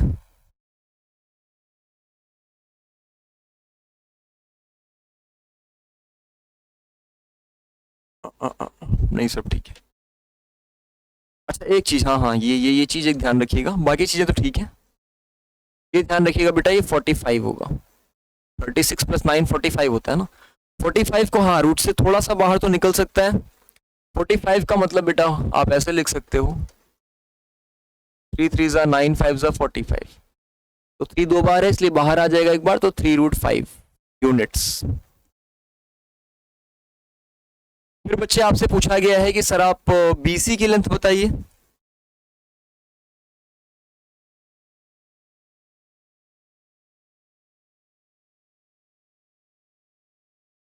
BC नहीं AC पूछा है। जब बेटा आप AC की लेंथ निकालने जाएंगे फॉर्मूला वही रहेगा, कुछ चेंज नहीं होगा। अब A और C के कोऑर्डिनेट्स लीजिएगा। A का कोऑर्डिनेट है बेटा 4, C का -2, मतलब x वाला, तो -2, अच्छा माइनस में ही 4 चलेगा, कोई दिक्कत नहीं है। y2 माइनस बेटा -4 -0, -2 -4 -6 और 6 का स्क्वायर 36 हो जाएगा बेटा, फिर से 4 का स्क्वायर 16 हो जाएगा, तो ये आपका आ जाता है अंडर रूट में 52। अंडर रूट में 52 का मतलब हो जाएगा बेटा 2√13। अगर कोई चीजें रूट से बाहर निकाल सकते हैं तो आप उसको निकाल के उसके बाद ही फाइनल आंसर देंगे, ठीक है। यूनिट्स। अब क्या बचा बच्चे, find the ratio in which the Q divides AC। Q जो है वो AC को किस रेशियो में डिवाइड कर रहा है, तो यहां पर आप सेक्शन फॉर्मूला लगा सकते थे। तीसरा पार्ट मैं इधर कर दे रहा हूं। Q के कोऑर्डिनेट को आप थोड़ी देर के लिए बेटा, अच्छा दिया भी तो गया है कुछ ग्राफ के हिसाब से। Q के कोऑर्डिनेट को अगर आप ध्यान से देखेंगे तो बेटा ये यहाँ पर -3 है, यानी कि x की वैल्यू तो 0 हो जाएगी, y की वैल्यू -3 हो जाएगी। सेक्शन फॉर्मूला लगाएंगे बेटा, तो -0, -3, रेशियो को आप k:1 मान लो, इक्वल्स टू क्या होता था सेक्शन फॉर्मूले में,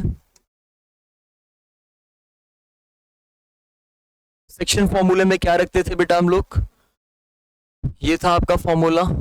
अगर m:n मान के चलते थे रेशियो, तो फॉर्मूला क्या हो जाता था, mx2 + nx1 अपॉन m+n।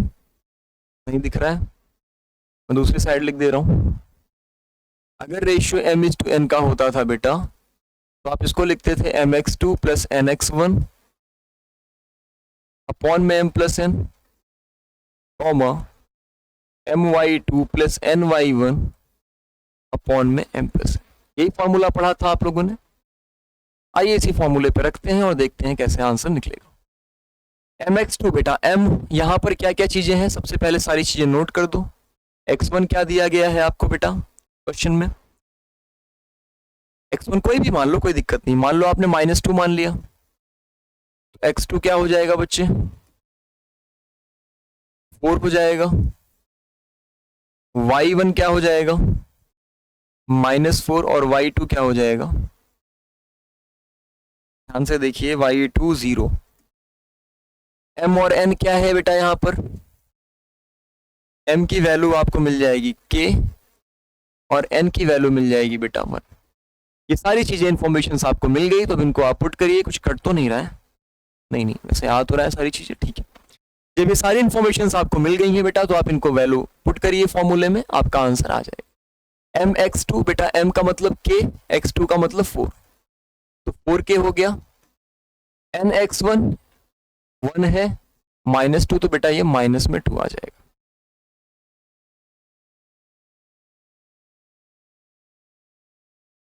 क्या आ जाएगा, -2, क्योंकि nx1 करना होता है तो -2 अपॉन में m+1 बेटा k+1 आ जाएगा, ठीक है। कॉमा कर लीजिए, सब ब्रैकेट के अंदर करना होता है। my2 बेटा k के साथ y2 यानी 0 आ जाएगा, n के साथ y1 बेटा -4 आ जाएगा, माइनस ऑलरेडी लगा हुआ होता है तो 4 हो जाएगा अपॉन में k+1। अब अगर आप कंपैरिजन करने जाएं बेटा, तो ये आप देखेंगे, ये x वाला अगर कंपेयर कर दें तो 4k -2 अपॉन k+1 बेटा ये 0 के बराबर हो जाएगा, यानी बच्चे 4k -2 0 के बराबर हो जाएगा। और बेटा यहाँ से k की वैल्यू क्या आ जाएगी, 2/4 यानी कि 1/2। तो रेशियो क्या हो गया हमारा 1:2 का, क्योंकि k:1 का रेशियो चल रहा था। ठीक है, बात समझ में आई? इतना कॉन्सेप्ट क्लियर हुआ बेटा आपका? आगे बढ़ा जाए। ये अगर नहीं दिख रहा है, शायद से थोड़ा सा कट रहा है, तो मैं इसको अलग से लिख देता हूं। 4k - 2 = 0 लिखा था बेटा, ये बाकी चीजें तो विजिबल है। ठीक, अब लास्ट पार्ट आपसे पूछा गया equation of line AC। AC का इक्वेशन निकालना है। तो बेटा आप तो आपको A का कोऑर्डिनेट पता है, C का कोऑर्डिनेट पता है, 2 पॉइंट फॉर्म लगा दीजिए, इक्वेशन आराम से निकल जाएगी। अब आसान सा काम बचा हुआ है। क्लियर है? आगे बढ़ते हैं। Find the equation of the line passing through this is and intersecting the line this on the y axis. क्या गजब की बात है। इक्वेशन ऑफ लाइन, एक लाइन का इक्वेशन आपसे पूछा गया जिसका एक पॉइंट बेटा आपको बताया गया है 1,4, और बोला गया है कि ये इंटरसेक्ट करेगा लाइन, कौन सी लाइन, x - 2y - 11 = 0 वाली लाइन को इंटरसेक्ट करेगा। कहां पर करेगा बेटा, y एक्सिस पर करेगा। तो मुझे एक बात बताओ कि जब ये लाइन y एक्सिस पर इंटरसेक्ट करेगी तो x वाला कोऑर्डिनेट तो 0 हो जाएगा ना। क्या हो जाएगा, x वाला कोऑर्डिनेट तो 0 हो जाएगा क्योंकि y एक्सिस पर इंटरसेक्ट कर रही है। तो बेटा इंटरसेक्टिंग पॉइंट आप निकाल सकते हो।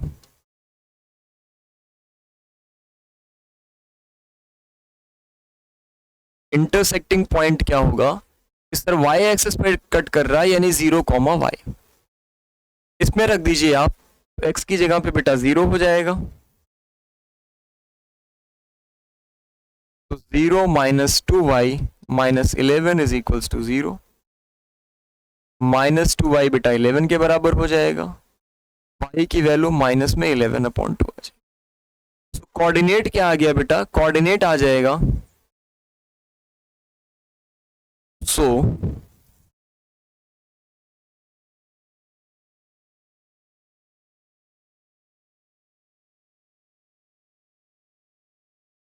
इंटरसेक्टिंग पॉइंट मिल गया आपको बेटा। इंटरसेक्टिंग पॉइंट क्या मिल गया, 0, माइनस में 11/2।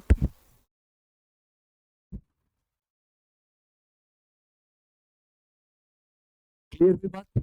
जब इंटरसेक्टिंग पॉइंट मिल गया आपको बेटा, तो आपसे क्या पूछा गया, equation of the line passing through the point, यानी एक पॉइंट ये था, एक पॉइंट ये था।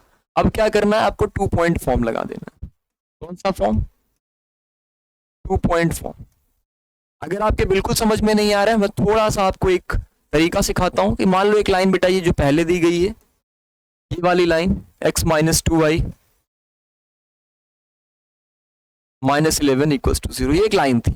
फिर आपसे कह रहा है कि find the equation of the line. एक ऐसी लाइन का इक्वेशन बताइए जो एक पॉइंट से होके पास हो रही है। इस पॉइंट का कोऑर्डिनेट आपको बताया गया था 1,4, और कह रहा है ये लाइन इसको हिट कर रही है, यानी इंटरसेक्ट कर रही है कहीं पर। जहां पर इंटरसेक्ट कर रही है बेटा वो y एक्सिस है, यानी उसका कोऑर्डिनेट 0, y हो जाएगा। y एक्सिस पर तो x का कोऑर्डिनेट 0 रहता है ना। तो आपसे इसी लाइन का इक्वेशन पूछा गया था बच्चे। जब मैंने ये y वाला कोऑर्डिनेट निकाल लिया तो आपके पास ये कोऑर्डिनेट पता चल गया। क्या पता चला कि सर ये तो 0, -11/2 है। अब बेटा क्या बचा, एक लाइन में 2 पॉइंट्स पता चल गए आपको, 2 पॉइंट फॉर्म ही तो बचा। लगा सकते हैं अब ना, अब तो दिक्कत नहीं है, तो आराम से इनमें लगा दीजिए। आइए सिखा देते हैं, निकाल लेते हैं, हालांकि आपको पता ही है। सर y - y1 करेंगे बेटा, मैं सब सहूलियत के लिए आपके लिख दे रहा हूँ। x1 की वैल्यू x1 हो गई, x2 की वैल्यू 0 है, y1 की वैल्यू बेटा 4 है, और y2 की वैल्यू भयंकर सी -11/2।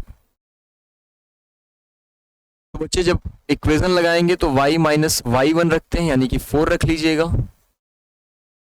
y2 - y1 रखते हैं बेटा, माइनस में 11/2 -4, x2 - x1 बेटा 0 - 1, और ब्रैकेट में x - x1 यानी कि x -1। तो y - 4 बेटा इसको सॉल्व करेंगे तो -8, 11 और -8, माइनस में 19, अपॉन में बेटा -1 है तो ये माइनस में, ये 2 नीचे आ गया।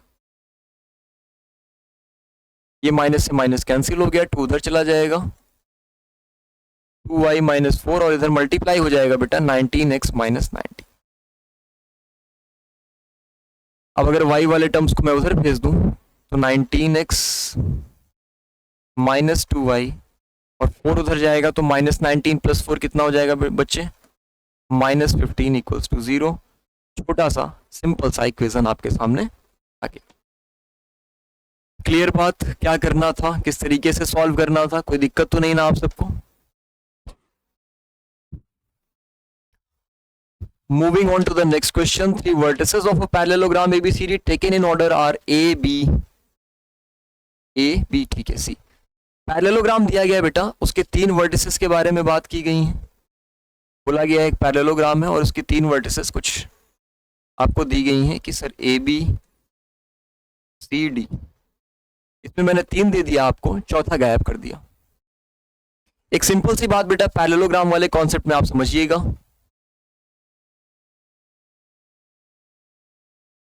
पैरेललोग्राम बड़ा सा नाम है ना, लेकिन बात सिंपल सी, जहां पर दोनों डायगोनल्स इंटरसेक्ट करते हैं वो कॉमन पॉइंट होता है। Intersecting point of 2 diagonals is same.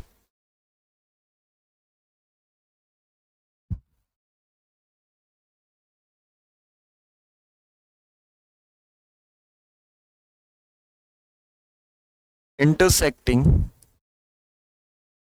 Point of both diagonals same. और बेटा AC का मिड पॉइंट होगा O, BD का मिड पॉइंट होगा O। क्यों? क्योंकि डायगोनल्स जो होते हैं पैरेललोग्राम के वो बाइसेक्ट भी करते हैं। क्या करते हैं? बाइसेक्ट भी करते हैं। यानी मुझे ये पता चला कि सर ये इसके बराबर है, ये चीज इसके बराबर है। बहुत अच्छे। अब अगर मैं D का कोऑर्डिनेट नहीं पता था, मैं अपने हिसाब से सर इसको X और Y मान लूं, क्या BD का मिड पॉइंट और AC का मिड पॉइंट सेम नहीं हो जाएगा? सेम पॉइंट हो जाएगा। तो बेटा मैं ये लिख सकता हूं कि mid point of AC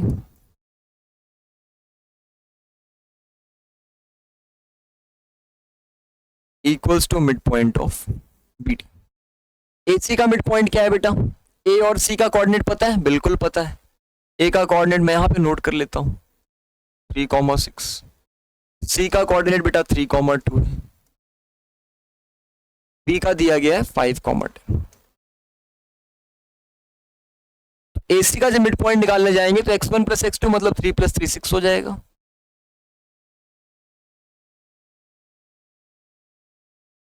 six plus 2, अच्छा चलो मान लो x1 प्लस x2 अपॉन 2 पहले कर लीजिए, फिर y1 प्लस y2 यानी 6 प्लस 2 8। मैं पूरा लिख देता हूं बेटा ताकि आपको कंफ्यूजन ना हो। 3 प्लस 3 अपॉन 2, 6 प्लस 2 अपॉन 2, यही कोऑर्डिनेट्स आएंगे बेटा। BD का कोऑर्डिनेट निकालना है तो सर 5 प्लस x अपॉन 2 और 10 प्लस y अपॉन 2। बेटा ये 3 प्लस 3 यानी यहां से 6 अपॉन 2 3 आ जाएगा और 8 अपॉन 2 मतलब 4 आ जाएगा।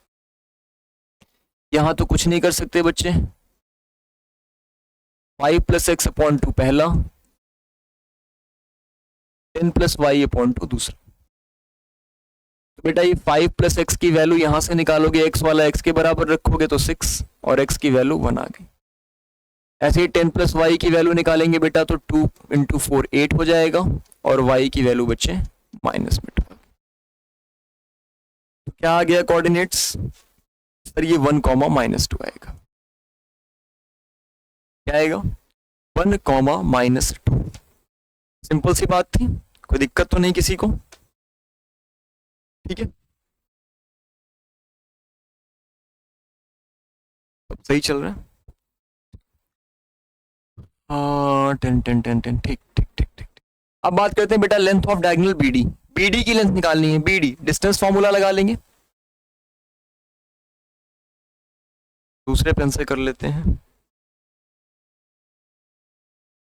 BD बेटा डिस्टेंस फॉर्मूला लगा लीजिए, 5 माइनस 1 x2 माइनस x1 होता है तो 4 का स्क्वायर हो जाएगा।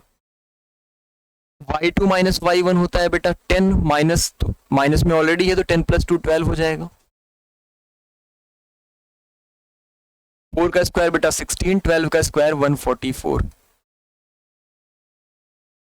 यानी कि 160 आ जाएगा अंडर रूट में। और 160 को अगर आप बाहर से निकालोगे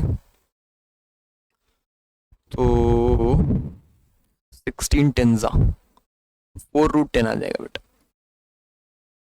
सेंटीमीटर मीटर कुछ नहीं, यूनिट्स लिख दोगे आप क्योंकि आपको पता नहीं है। Equation of side A B of the parallelogram A B C D. A B का इक्वेशन पूछ रहा है बेटा, ए बी का इक्वेशन 2 पॉइंट दिए गए हैं, आप आराम से 2 पॉइंट फॉर्म लगा देंगे, आपको ये इक्वेशन निकल के आ जाएगा। तो कोई दिक्कत वाली बात इसमें थी ही नहीं, ये आप कई बार कर चुके हैं। क्लियर है? समझ में आता चल रहा है आप लोग को? कोई दिक्कत तो नहीं किसी को? ये क्वेश्चन करिए बेटा, स्टार्ट करते हैं जल्दी से। अच्छा, एक कॉन्सेप्ट सिखाना पड़ेगा, last concept.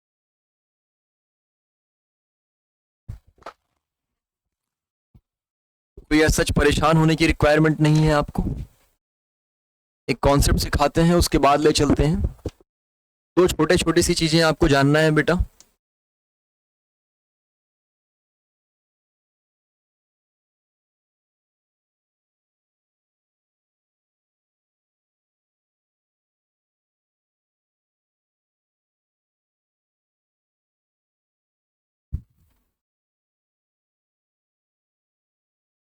Two lines are said to be। बेटा ये दो केस बनेंगे, दो लाइंस कब पैरेलल होती हैं, कब एक दूसरे के परपेंडिकुलर होती हैं, यहां पर दो केसेस बनेंगे। एक दूसरे के पैरेलल बेटा बोली जाएंगी और एक दूसरे के परपेंडिकुलर बोली जाएंगी। कौन कौन से केसेस होंगे वही चीजें हमें यहां पर समझना।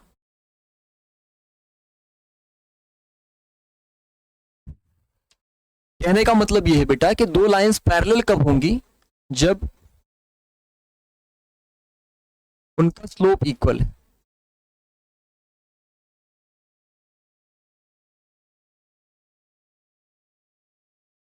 मतलब अगर एक का स्लोप m1 था, एक का स्लोप m2 था बेटा, तो ये इक्वल होना चाहिए।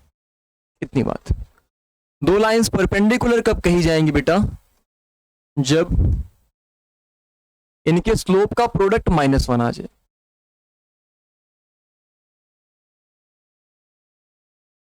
If the product of their slope is -1। अगर स्लोप था m1 दूसरा m2 तो क्या आना चाहिए, m1 इंटू m2 -1। यानी बेटा अगर आपको m1 पता है और m2 निकालना है तो आप इसको ऐसे भी लिख सकते हैं कि -1/m। बात समझ में आई? दो बहुत प्यारे से सिंपल से कॉन्सेप्ट थे जिनको आप जान लेंगे तो परपेंडिकुलर। और ऐसा क्यों होता है, क्योंकि बेटा यहाँ पर आपको पता है, ये सिंपल सी बात है कि m1 और m2 यानी स्लोप जब बराबर होगा तो पैरेलल तभी होंगी। भाई दो लाइंस अगर आप पैरेलल बना रहे हो तो ये जो एंगल बना रहे हो एक्स एक्सिस से इक्वल ही तो होगा, राइट? चलिए फिलहाल डिटेल में अभी नहीं जा रहे हम लोग, अगले क्वेश्चन की तरफ मूव कर चलते हैं। अगला क्वेश्चन ये था कि the equation of a line is 3x + 4y - 7 = 0। ठीक है, अब मैंने एक वर्ड बोला है कि बेटा डिटेल में नहीं जा रहे हैं, तो हो सकता है कुछ लोग के दिमाग में एक चीज आ जाए कि सर आपने तो बोला है कि डिटेल्ड वन शॉट होने वाला है। बेटा क्वेश्चंस के टाइप्स, क्वेश्चन के पैटर्न, वो सब डिटेल में होने वाला है जो आपके एग्जाम में आने वाले हैं। फॉर्मूला क्यों बना, कहाँ से बना, इसकी ओरिजिन कहाँ से हुई, इस पर क्या चीजें और ऐड कर सकते थे, क्या ऐड होना चाहिए था, ये सब चीजें बेटा हम लोग तब डिस्कस करते हैं जब चैप्टर को डिटेल में, चैप्टर के इंट्रो को डिटेल में पढ़ते हैं हम लोग। उस चैप्टर के इंट्रो को डिटेल में हम लोग नहीं कर रहे हैं अभी, क्योंकि उसका रिक्वायरमेंट आपके एग्जाम के लिए नहीं है। जब प्रॉपर क्लासेस आपकी जो चलती हैं उसमें पूरा डिटेल में समझाया जाएगा उस चीज को। ठीक है, तो फिलहाल अभी आप फोकस करिए अपने एग्जाम पर, कॉन्सेंट्रेटेड रहिए एग्जाम के लिए। The equation of a line दिया गया है, find the slope of the line. बेटा मैंने ये तरीका आपको कई बार सिखाया। अगर इक्वेशन आपको दिया जाए कि sir 3x + 4y -7 equals to 0 है, तो सबसे पहले आप y के इक्वल्स में सब कुछ भेज दीजिए।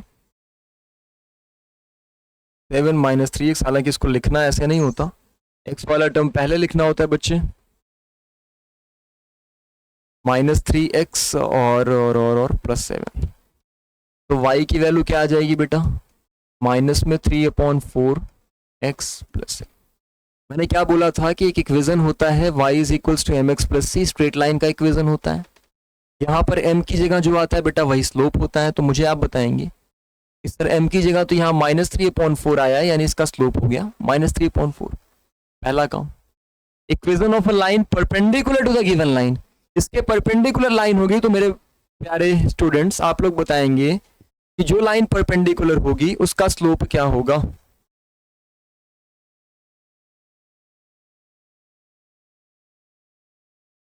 Slope of line perpendicular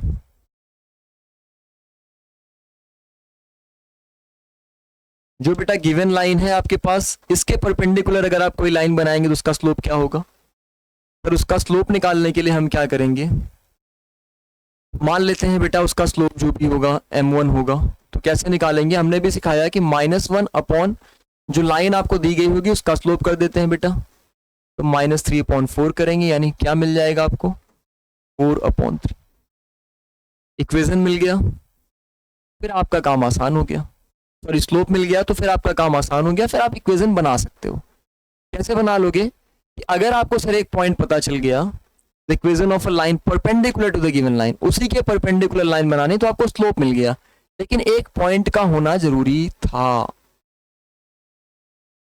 equation of a line, अच्छा एक और चीज दी गई है, and passing through the intersection of the lines this and this, यानी इंटरसेक्टिंग पॉइंट अगर हम निकाल लें तो बेटा जैसे एक लाइन दी गई है, ठीक है, हमने बोला इसके परपेंडिकुलर आप एक लाइन ड्रॉ करो जो कि दो लाइंस और हैं उनके इंटरसेक्शन से होके पास हो रही है, मतलब ऐसे कोई लाइन बनेगी, ये ए बी लाइन मान लो बनानी है आपको, तो बेटा आपको पता है ऊपर शायद कट गया होगा,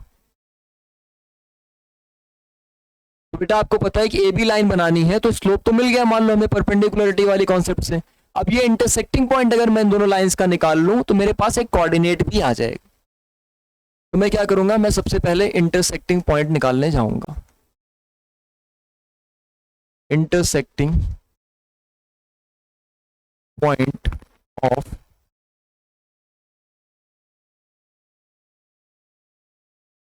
गिवन टू लाइंस मैं लिख रहा हूं, आप इक्वेशन के साथ लिख लीजिएगा जो दिया गया है।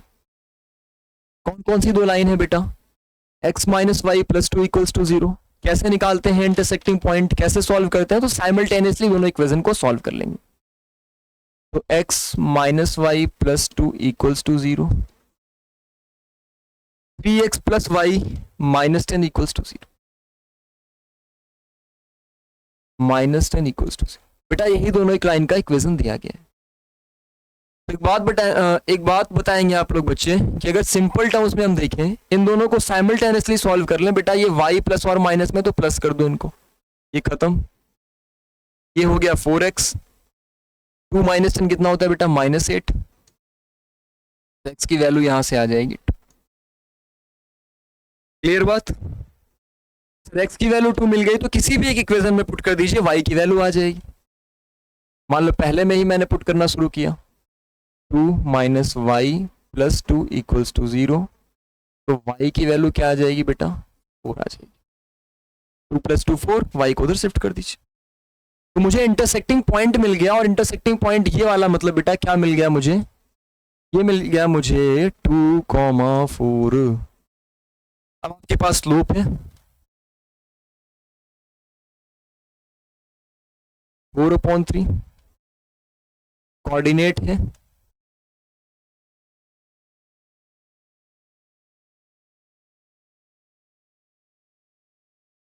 एक कोऑर्डिनेट चाहिए होता है, मिल गया है 2, 4। 1 पॉइंट फॉर्म लगा सकते हैं, 1 पॉइंट फॉर्म क्या था, y - y1 = m x - x1। y - y1 बेटा मतलब y - y1 कोऑर्डिनेट पता है 4, m क्या पता है 4/3, x - x1 क्या हो जाएगा 2, 3 को उधर भेज लीजिए, 3y minus 12 is equals to 4x minus 8। X y एक साइड कर लीजिए, 4x माइनस 3y, 8 12 भी उधर चला जाएगा तो माइनस 8 प्लस 12 बेटा माइनस में सॉरी प्लस में 4 बचेगा इक्वल्स टू 0। तो ये आपको इक्वेशन मिल गया। ये बड़ा सिंपल सा काम था। यानी जब जब आपको इंटरसेक्टिंग पॉइंट बोला जाए तब तब आप उन दोनों को साइमल्टेनियसली सॉल्व कर लेंगे, आपको वो इंटरसेक्टिंग पॉइंट मिल जाएगा। अगर दो लाइंस दी गई हैं कभी भी और दो लाइंस का इंटरसेक्टिंग पॉइंट आपसे पूछ रहा है तो उन दोनों लाइंस को आप साइमल्टेनियसली उन दोनों लाइंस के इक्वेशन को सॉल्व करेंगे तो आपको इंटरसेक्टिंग पॉइंट मिल जाता है बच्चे। साइमल्टेनियस जैसे linear equation two variable solve करते हैं वैसे ही किया जाता है। ठीक, फिर जैसे ही आपको एक पॉइंट पता चल गया कोऑर्डिनेट और आपको स्लोप पहले से ही पता था तो आराम से निकाल लिया आप। क्लियर हो रही है बात? कोई कंफ्यूजन तो नहीं है? ठीक है, एक छोटी सी चीज और हम लोग डिस्कस करेंगे। हालांकि सेंट्रॉइड आपको पहले से ही पता है, सेंट्रॉइड का फॉर्मूला अगर तीन कोऑर्डिनेट्स x1 x2 और x3 दिए गए होते हैं तो ट्रायंगल का सेंट्रॉइड जो होता है बेटा वो क्या होता है? ये फॉर्मूला आप लोगों ने सेक्शन फॉर्मूले वाले चैप्टर में पढ़ा हुआ है।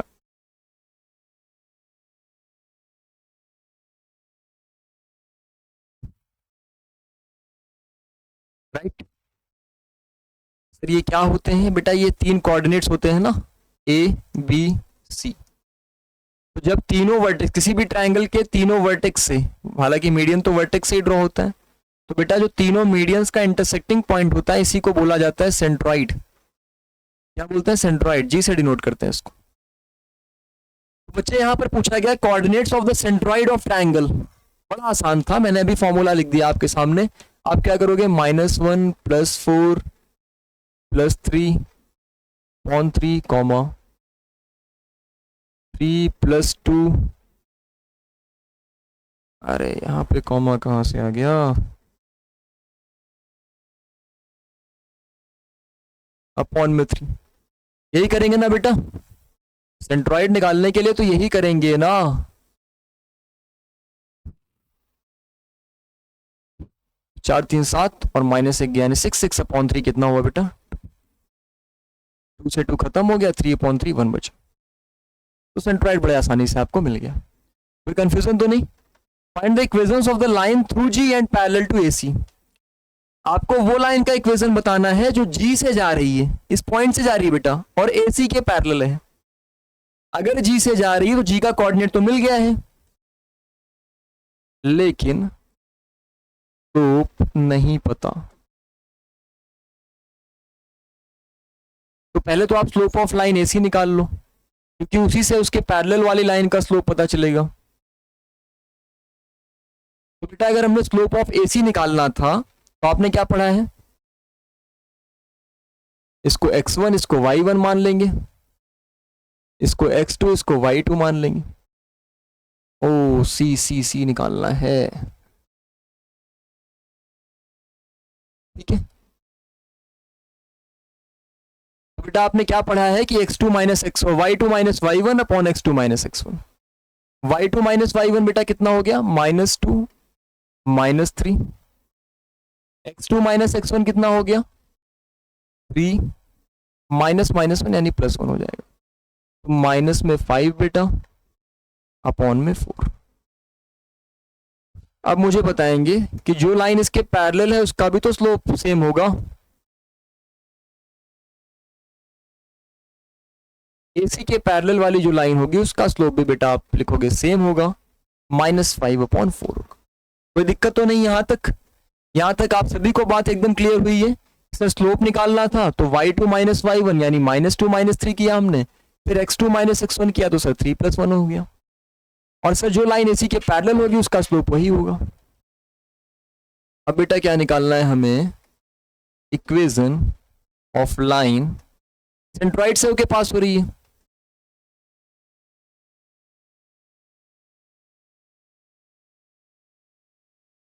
पासिंग थ्रू सेंट्रॉइड क्या है बेटा? 2,1 एंड स्लोप क्या है बेटा? -5/4। तो आपको क्या लगाना पड़ेगा, स्लोप इंटरसेप्ट फॉर्म।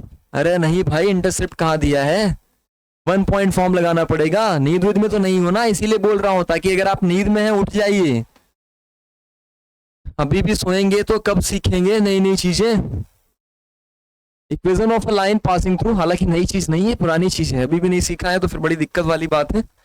आज सीख लो, नहीं तो फिर आगे तो नहीं सीख पाएंगे ना दोबारा। Equation of a line passing through 2,1, और ये अब आपने फॉर्मूला क्या था सर, आपने बताया कि y minus y one M x minus x one कर देंगे तो इक्वेशन मिल जाएगा। तो sir y minus y one कितना है बेटा, 1, m कितना है बच्चे, -5/4, x माइनस एक्स वन यानी बेटा 2x1, ये 4 को उधर मल्टीप्लाई कर दीजिए, 4y माइनस 4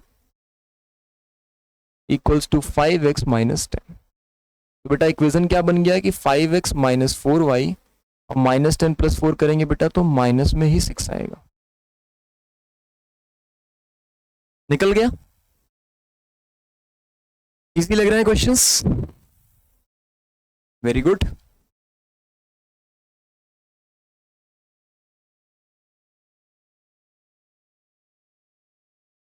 चलिए बेटा, आज का आखिरी सवाल है आपके सामने, find the image of the point. कि जाते जाते मैं आपको रिफ्लेक्शन का भी थोड़ा सा झलक देते जा रहा हूँ, सेक्शन फॉर्मूले की भी थोड़ी सी झलक मिलेगी। ये क्वेश्चन अभी तक जितने क्वेश्चन हम लोगों ने किए लास्ट में, सारे क्वेश्चन से आसान दिख रहा है देखने में, मतलब सबसे छोटा है, लेकिन इस क्वेश्चन का सॉल्यूशन शायद सबसे बड़ा हो जाए। घबराने की बात नहीं, बड़ा होने का मतलब ये नहीं होता कि टफ होता है, बड़ा होने का मतलब लेंदी बोलते हैं उसे, लेंदी है, थोड़ा सा टाइम लगता है। वैसे क्वेश्चन आएंगे तो बड़े में आते हैं, 4 नंबर में आते हैं, नंबर भी तो ज्यादा मिलता है ना। बड़े क्वेश्चन से परेशान नहीं होना चाहिए, वो ज्यादा अच्छा होता है इवन आपके लिए। Find the image of the point बेटा, 1,2 का इमेज निकालना है इस लाइन में। मतलब क्या कह रहा है सर, ये कुछ ग्लिम्स देता हूं मैं आपको, क्या कहना चाहता है। एक लाइन है बेटा, इसका इक्वेशन दिया है x minus 2y minus 7 equals to 0। कह रहा है एक पॉइंट है यहाँ पर कहीं, उसी पॉइंट की इमेज इस लाइन में क्या मिलेगी आपको पता नहीं। बेटा आपको तो पता है ना, ये मिरर जैसा काम करेगा, तो कहीं यहां पर मान लो इसकी इमेज बन रही होगी। ये पॉइंट आपको बच्चे दिया गया है कि 1,2 है, कट तो नहीं रहा। ये पॉइंट बच्चे आपको 1,2 दिया गया है, P मान लो इसको, आपको ये P डैश निकालना है, क्या होगा। आसान है, आसान है ना भैया, बहुत आसान है। थोड़ा सा स्मार्ट अप्रोच बेटा अगर आप लगाएंगे तो आप बहुत छोटे से में इस क्वेश्चन को कर सकते हैं स्टेप्स के साथ। बहुत बड़ा भी नहीं होगा अगर आप थोड़ा सा दिमाग लगा के करेंगे, अदरवाइज फिर आप स्टेप्स मानते जाइए, उसके नंबर अलग से काउंट थोड़ी होंगे। तो चलिए, आपको बोला गया है तो मैं सबसे पहले करूंगा कि सर आप जो लाइन दिए हैं इसका स्लोप क्या होगा। स्लोप क्लियर है,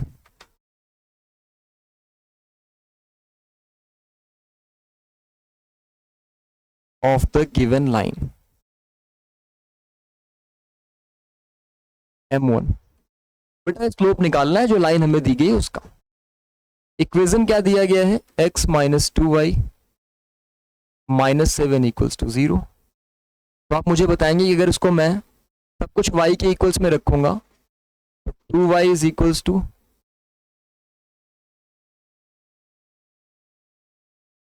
अच्छा x तो इधर ही रहने देते हैं ना, 2y को उधर भेज देते हैं, x minus 7 as it is बना रहेगा। y इज इक्वल्स टू क्या हो जाएगा बेटा, x/2 या 1/2x लिख लो,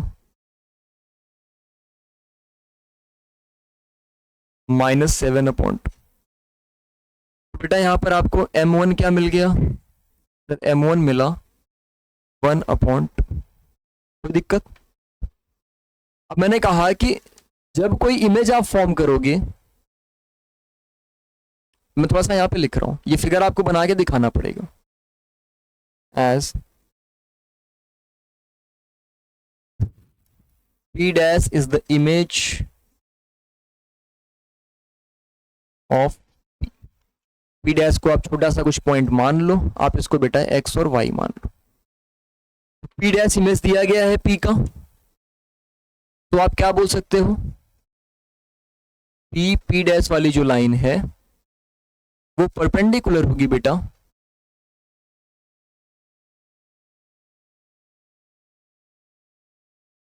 टू द गिवन लाइन, जो इक्वेशन दिया गया उसके परपेंडिकुलर होगी। भाई साफ साफ बात है, यहाँ पर अगर आपने जैसे भी तिरछा भी मिरर रखोगे तो इमेज हमेशा उसके ऐसे चलेगी, परपेंडिकुलर वे में ही हमेशा ऑब्जेक्ट और इमेज की जो लाइन होगी वो बनेगी।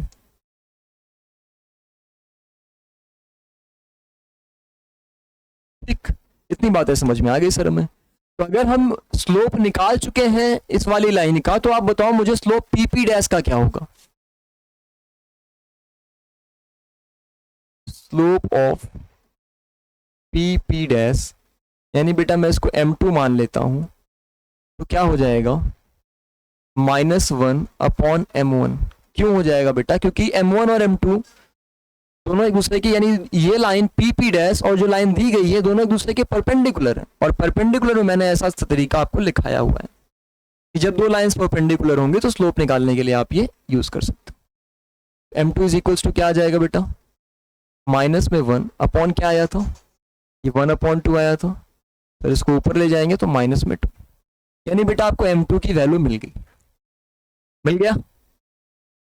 तो आप इस लाइन का इक्वेशन निकाल सकते थे, equation of P P dash निकाल सकते हैं। तो स्लोप पता है, एक पॉइंट पता है 1,2, तो आराम से रख देंगे y माइनस y1 कितना है बच्चे 2, m कितना है -2, x कितना है बेटा नहीं पता, वही x1 कितना है बेटा 1, तो y -2 is equals to -2x plus 2, या फिर x को इधर ले लेंगे तो 2x प्लस वाई, और बेटा ये -2 चला जाएगा तो -4 इज इक्वल्स टू 0। क्लियर बात, इतनी चीजें समझ में आ गई।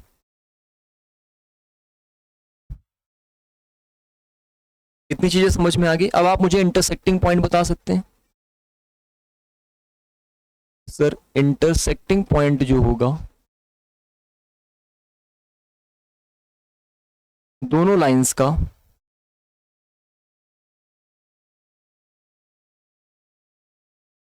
वो साइमल्टेनियसली सॉल्व करके मिलेगा। अभी आपको सिखाया कि साइमल्टेनियस दो इक्वेशंस अगर आपको दिए गए, एक इक्वेशन बेटा ये है, दूसरा इक्वेशन ये दिया ही गया है, ये दोनों एक दूसरे के परपेंडिकुलर हैं, तो आप इनको अगर साइमल्टेनियसली सॉल्व करोगे तो इनका इंटरसेक्टिंग पॉइंट आ जाएगा। सर ये तो x -2y पहला था, -7 इक्वल्स टू 0, दूसरा दिया गया है सर 2x प्लस वाई -4,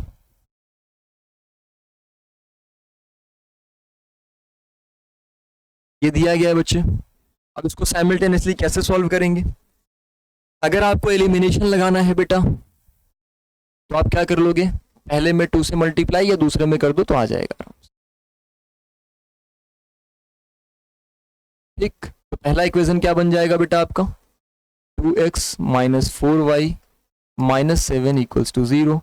दूसरा इक्वेशन एज इट इज रहेगा 2x, ये अलग से स्टेप मैं नहीं लिख रहा हूं, आप लिखेंगे एग्जाम में, आपको लिख के दिखाना पड़ेगा कि मल्टीप्लाइंग द इक्वेशन 1/2, ठीक है, प्लस y -4 इक्वल्स टू 0। अब आप इनको ऐड कर लीजिए बच्चे।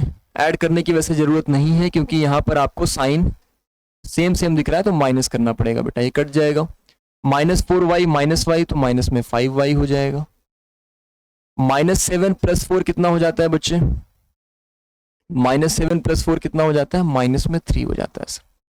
ध्यान से देखिएगा, -7 + 4 कितना हो जाएगा बेटा -3 इक्वल्स टू 0। तो यहां से अगर आप y की वैल्यू निकालने जाएंगे तो -5y is equals to 3, y की वैल्यू आ जाएगी बेटा -3/5, ठीक है। कोई दिक्कत तो नहीं, x और y निकल रहा है, चीजें दिख रही हैं क्लियर, कोई कंफ्यूजन तो नहीं हो रही है किसी को, ऐसा तो नहीं लग रहा है ना कि बहुत डिफिकल्ट होता जा रहा है,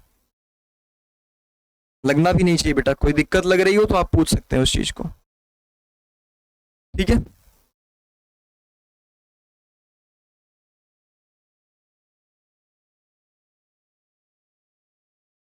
एक सेकंड रुकिएगा, मैं आया तब तक आप लोग आगे करते रहिए। मैं 1 सेकंड में आया बस।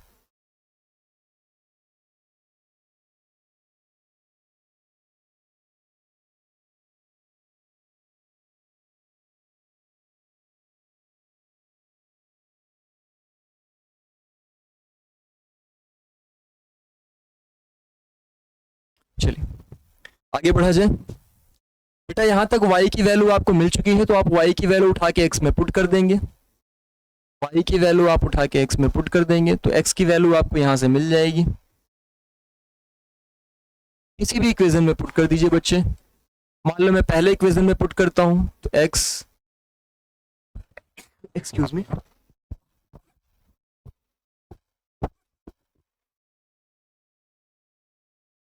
x माइनस 2y है बेटा। y की वैल्यू तो आपकी 3/5 है, -7 equals to 0। 6/5 minus 7 is equals to 0। इसको सॉल्व करेंगे बच्चे तो 6 माइनस 35/5 इक्वल्स टू, बड़ा गंदा सा नंबर आ रहा है, एक बार चेक कर लीजिएगा कुछ कैलकुलेशन मिस्टेक तो नहीं हो रही है। ये गंदा सा नंबर आ रहा है, एक बार चेक करिए बेटा आप लोग भी, कुछ कैलकुलेशन मिस्टेक तो नहीं दिख रही है।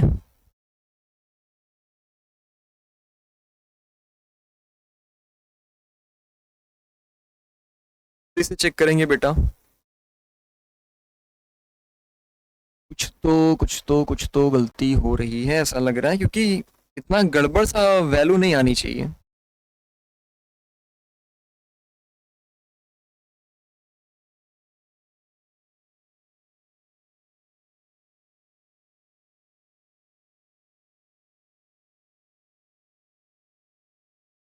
ओ हो, एक गलती हो गई है, एक गलती यहाँ पर हुई है बेटा, ध्यान से देखिएगा, रुक जाइए जरा सा।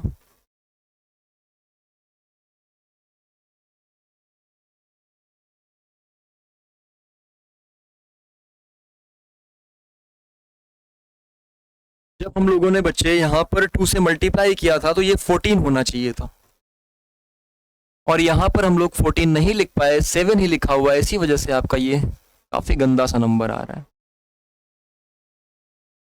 अब सॉल्व करेंगे तो -14 -4 बेटा ये आपका माइनस में, पूरा गड़बड़ हो गया। -14 + 4 बेटा ये आपका माइनस में 10 आ जाएगा, समझे? तो y की वैल्यू यहां से निकालेंगे बेटा, तो y की वैल्यू यहां से -2 आ जाएगी। अब ठीक है, एक एक गलती जिसकी वजह से आपकी y की वैल्यू गलत आने लगी थी, बहुत गंदी सी नंबर आ रहा था, और आपको ये फील आ जाएगा जब आप सॉल्व करोगे। तो अगर आपने सॉल्विंग किया हुआ है तो आपको समझ में आता है, ऐसे इतने गंदे नंबर देते नहीं है एग्जाम में, या बुक में भी नहीं मिलेगा आपको, इतनी गंदी वैल्यू नहीं मिलेगी। गंदी वैल्यू का मतलब गंदे कैलकुलेशन, बहुत ज्यादा बड़े कैलकुलेशन, ऐसा मिलता नहीं है। तो इसी वजह से समझ में आने लगा था कि यहाँ पर कुछ गलत हो रहा है, तो आप एक बार जाके पीछे से उसको रीचेक कर लीजिएगा, ताकि जो गलती है उसको आप सही कर पाए। जैसे बेटा y की वैल्यू आपको मिली तो आप y की वैल्यू किसी भी इक्वेशन में पुट कर दो। मान लो मैंने ऊपर वाले में पुट किया तो sir x minus 2y, y का मतलब पहले से ही -2 है तो वो 4 हो जाएगा, -7 इक्वल्स टू क्या आ जाएगा बेटा 0। ठीक है, अब देखो यहाँ पर प्लस हो जाएगा ना, ये x + 4 - 7 यानी x - 3 इक्वल्स टू 0, तो बेटा x की वैल्यू यहाँ से 3 आ जाएगी। ठीक, तो आपको x की वैल्यू मिल गई, y की वैल्यू मिल गई, यानी हमें सर क्या मिल गया, हमें इंटरसेक्टिंग पॉइंट मिल गया, मतलब हमें ये वाला पॉइंट मिल चुका है, ये वाला इंटरसेक्टिंग पॉइंट को मैं m मान लेता हूं।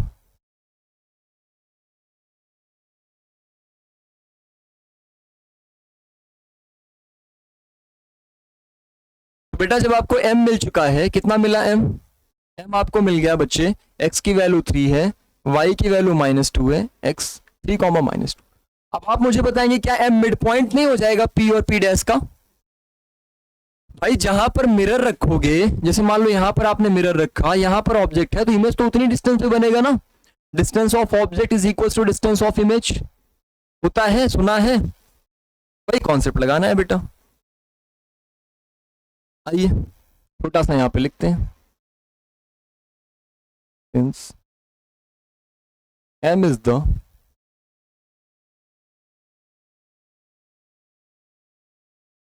मिड पॉइंट ऑफ किसका, पीपी डैश। अगर पीपी डैश का मिड पॉइंट है तो मुझे बताएंगे एम का जो कोऑर्डिनेट होगा,